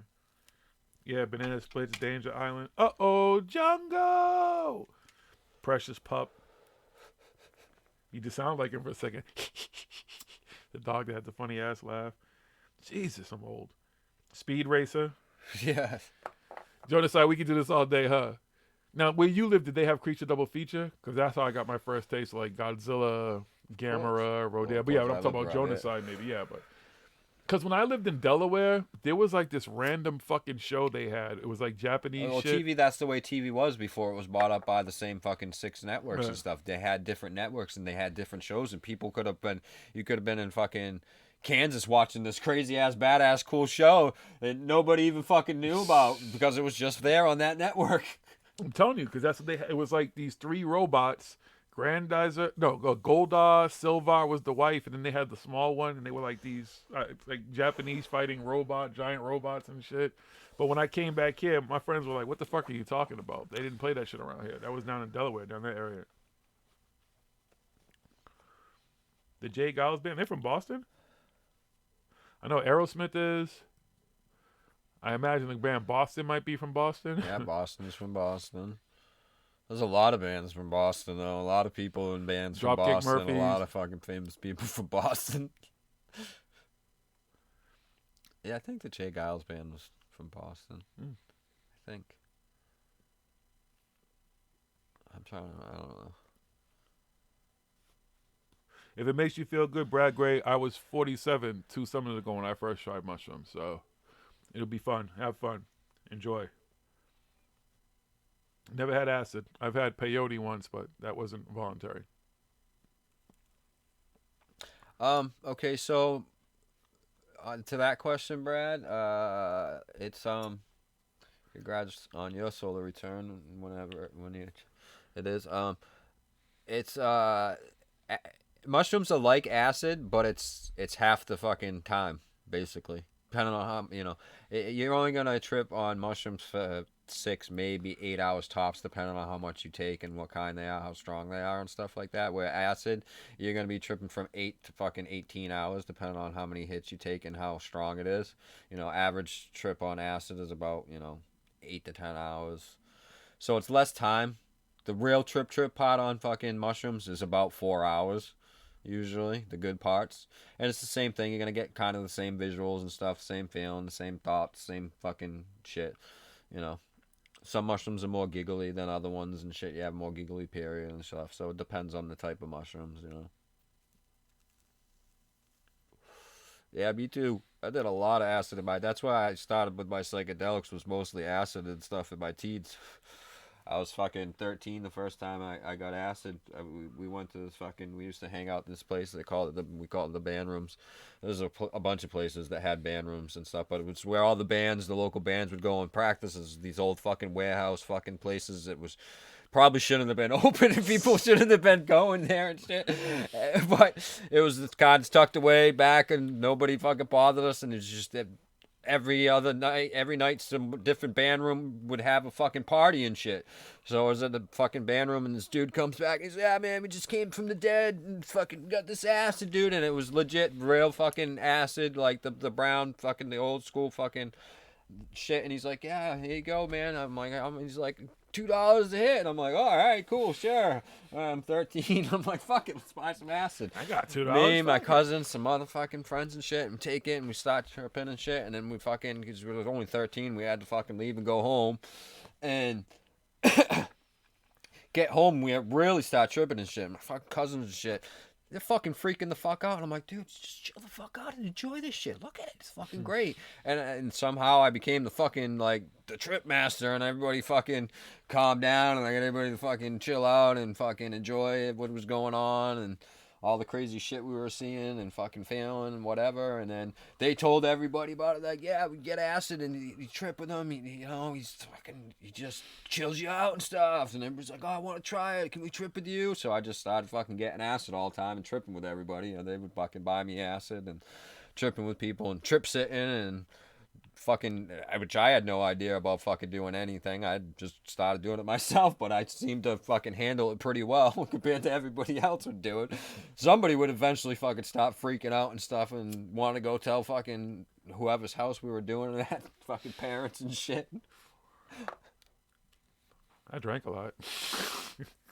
So then I started to I was like, let me just learn about it. I just started learning about it, where it came from, how it was made and shit. And then I wanted to dispel all the rumors again. I'm like, I'm hearing people like, oh, I took 4 hits of acid and I tripped for 4 days. I'm like, oh, really? Let's find out. 4 hits. Dope. I still tripped for the same amount of time. Okay, let me take fucking 6 hits. Let me see if I can trip fucking more than 12 hours. Longest I've ever tripped and seen fucking, like, I was tripping for, it was off of 10 hits and it was 18 hours. After that, I was like, nope, I'm done tripping now. I'm definitely done tripping. But I was on 10 hits. The only way you can extend your trip and trip longer than that, basically, it's about a 12-hour window where because it's only in your system for so long. You have to keep putting it into your system. So if you want to extend your trip, you take a hit of acid at 8 o'clock at night. 2 hours later, take another hit of acid. You just extended your trip 2 hours. Also just extended, depending on if you time it right, you can extend your peak as well. But you can't take 4 hits of acid and trip for fucking 3 days. It's not possible. It's not in your system after that. Some people are like, I took it and I fucking permanently tripping and shit.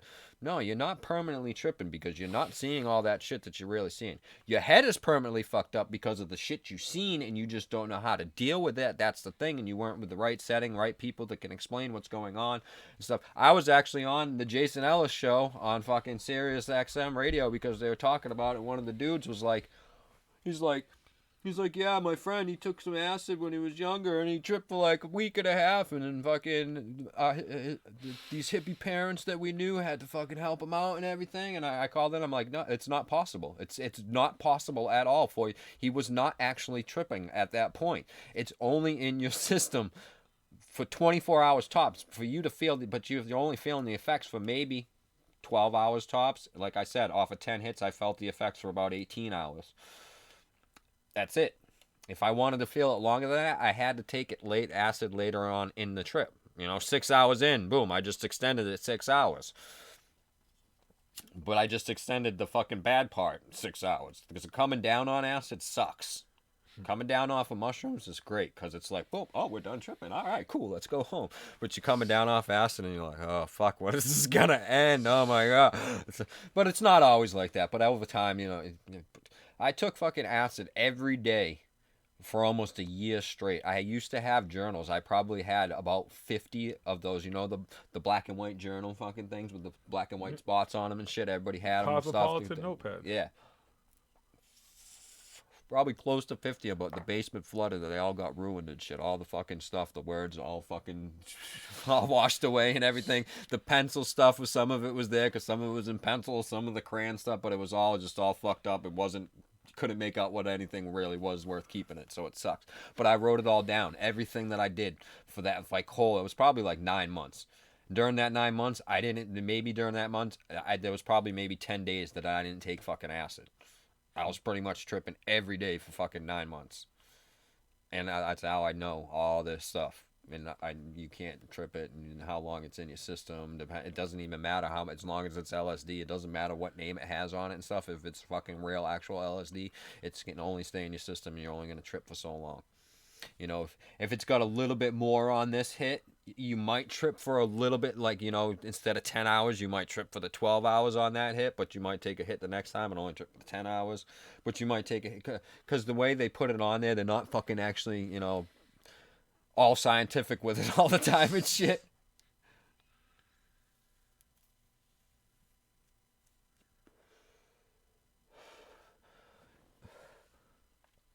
The Neuro Soup Girl? I don't know who the fuck what that is. You can't really it's really hard to make acid. There's only, it's probably a handful of people that make the majority of all the fucking acid that goes around and stuff, because the fucking list of chemicals and shit that you need to get, and they're all on watch lists and fucking banned and fucking really hard to get and stuff. So the people that fucking do this shit can make these chemicals as well and stuff. So to get the real acid and stuff, it all is really only coming from a very few places to get really, really good real acid and stuff. There's lots of fakes and different stuff and similar things out there and stuff that people can do and everything like that they've had to go around to do it and everything like that. But to get real LSD, the real deal shit, is, you know what I mean, and you can get it. It's all over, but you're gonna come across the the other stuff more than you're gonna come across the real deal stuff. Well, I gotta try and read the chat here.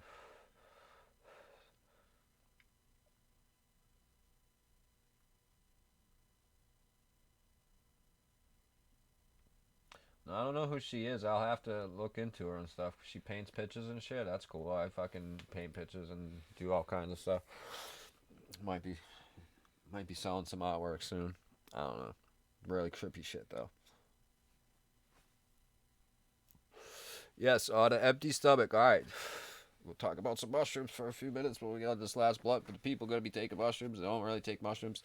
All right.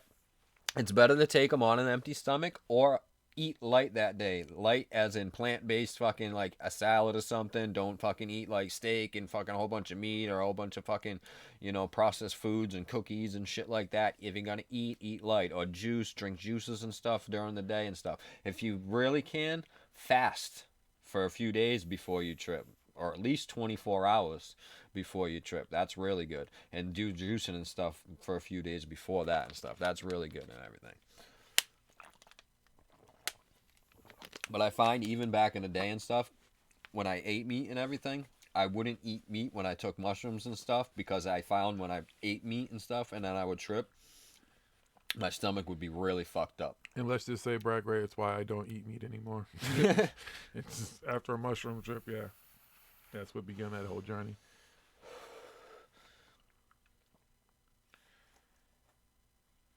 I've never done LSD, and I never will. I'll stick to mushrooms, DMT, maybe an ayahuasca journey one day.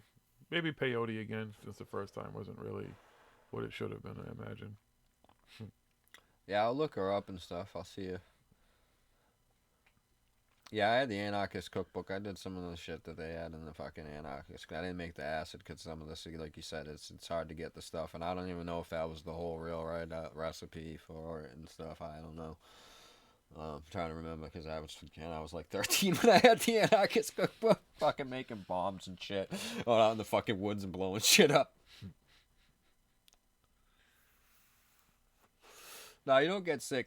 All right, with the mushrooms, you can get sick whether you have an empty stomach or you have a full stomach or a light stomach or whatever. Mushrooms and plant-based medicines, when you're getting sick, it can be because if you, especially like I said, your stomach can get upset if you've eaten meat with mushrooms and stuff like that. I haven't done like ayahuasca, peyote. I don't really remember. I didn't do it enough to really remember the experiences and stuff, and couldn't get enough to do it at the time. So, what's happening is because mushrooms are a medicine. Most people don't realize that, and you deal with a lot of stuff and doing the shadow work and stuff. But if you have stuff in you, it could be just it could be even the littlest thing, and the mushrooms will help you. What's called purging it out of you and stuff, and you'll just you'll feel completely fine and just all of a sudden just stop puking or whatever and stuff, and then you're gonna feel great afterwards. Fucking wonderful after you purge. It's fucking great when you get sick on it, but it's only happened to me maybe 4 times, and I've taken mushrooms a fucking shitload of times, maybe 4 or 5 times where I've purged and stuff, and that's after fasting and following like the protocol, you would say, and the guidelines and stuff to taking mushrooms in a healing medical setting, shamanic setting and stuff like that. And it's just you're purging. You might not even been sick, but you might have had something in you. You might have something that could have been there that you don't even know. It could have just been all that bullshit that was building up that you're doing in the shadow work and stuff, and that's just the way that it's coming out and everything like that. So it's a good thing, So it's a good thing. And then it could be what you ate could have been bad. And it's helping you to get it out of you so you don't feel the fucking really bad effects of that food poisoning and shit too. There's all kinds of stuff, like I said, because it is a medicine, it will help to draw stuff out and everything like that. It's a great mushrooms are great antibiotics and stuff like that. If you have like toothaches and stuff like that, just take a little tiny little sliver of a piece of mushroom and like put it in that broken tooth and put it in that, soak it in that area and stuff like that, just little pieces. If you grow mushrooms, take the fuzz off of the mushrooms and stuff. That stuff there is really good, and it will help kill the fucking infection and shit.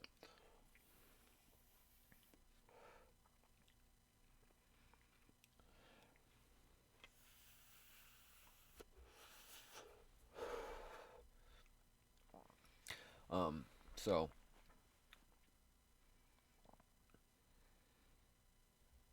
yeah, 6 hours, but 6 hours. I usually fast for at least 24 hours before I eat mushrooms and stuff, or at least 12, because I won't eat anything when I wake up. I'll take them later on in the day and stuff. I eat the night before, maybe.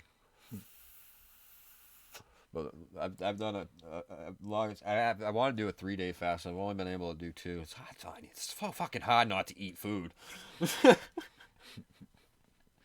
so hot. Unless you're physically unable to because you're really fucking sick. But I've been able to go 2 days without eating before I've taken mushrooms, and those some of them fucking craziest fucking trips. Some of the most psychedelic trips and shit like that. Some real fucking deep fucking shadow working and stuff. But, you know, mushrooms help save my life. Weed saved my life. What's out, so that's it. That's the last blunt, and that's the end of the show. It's over. It's over. We're done.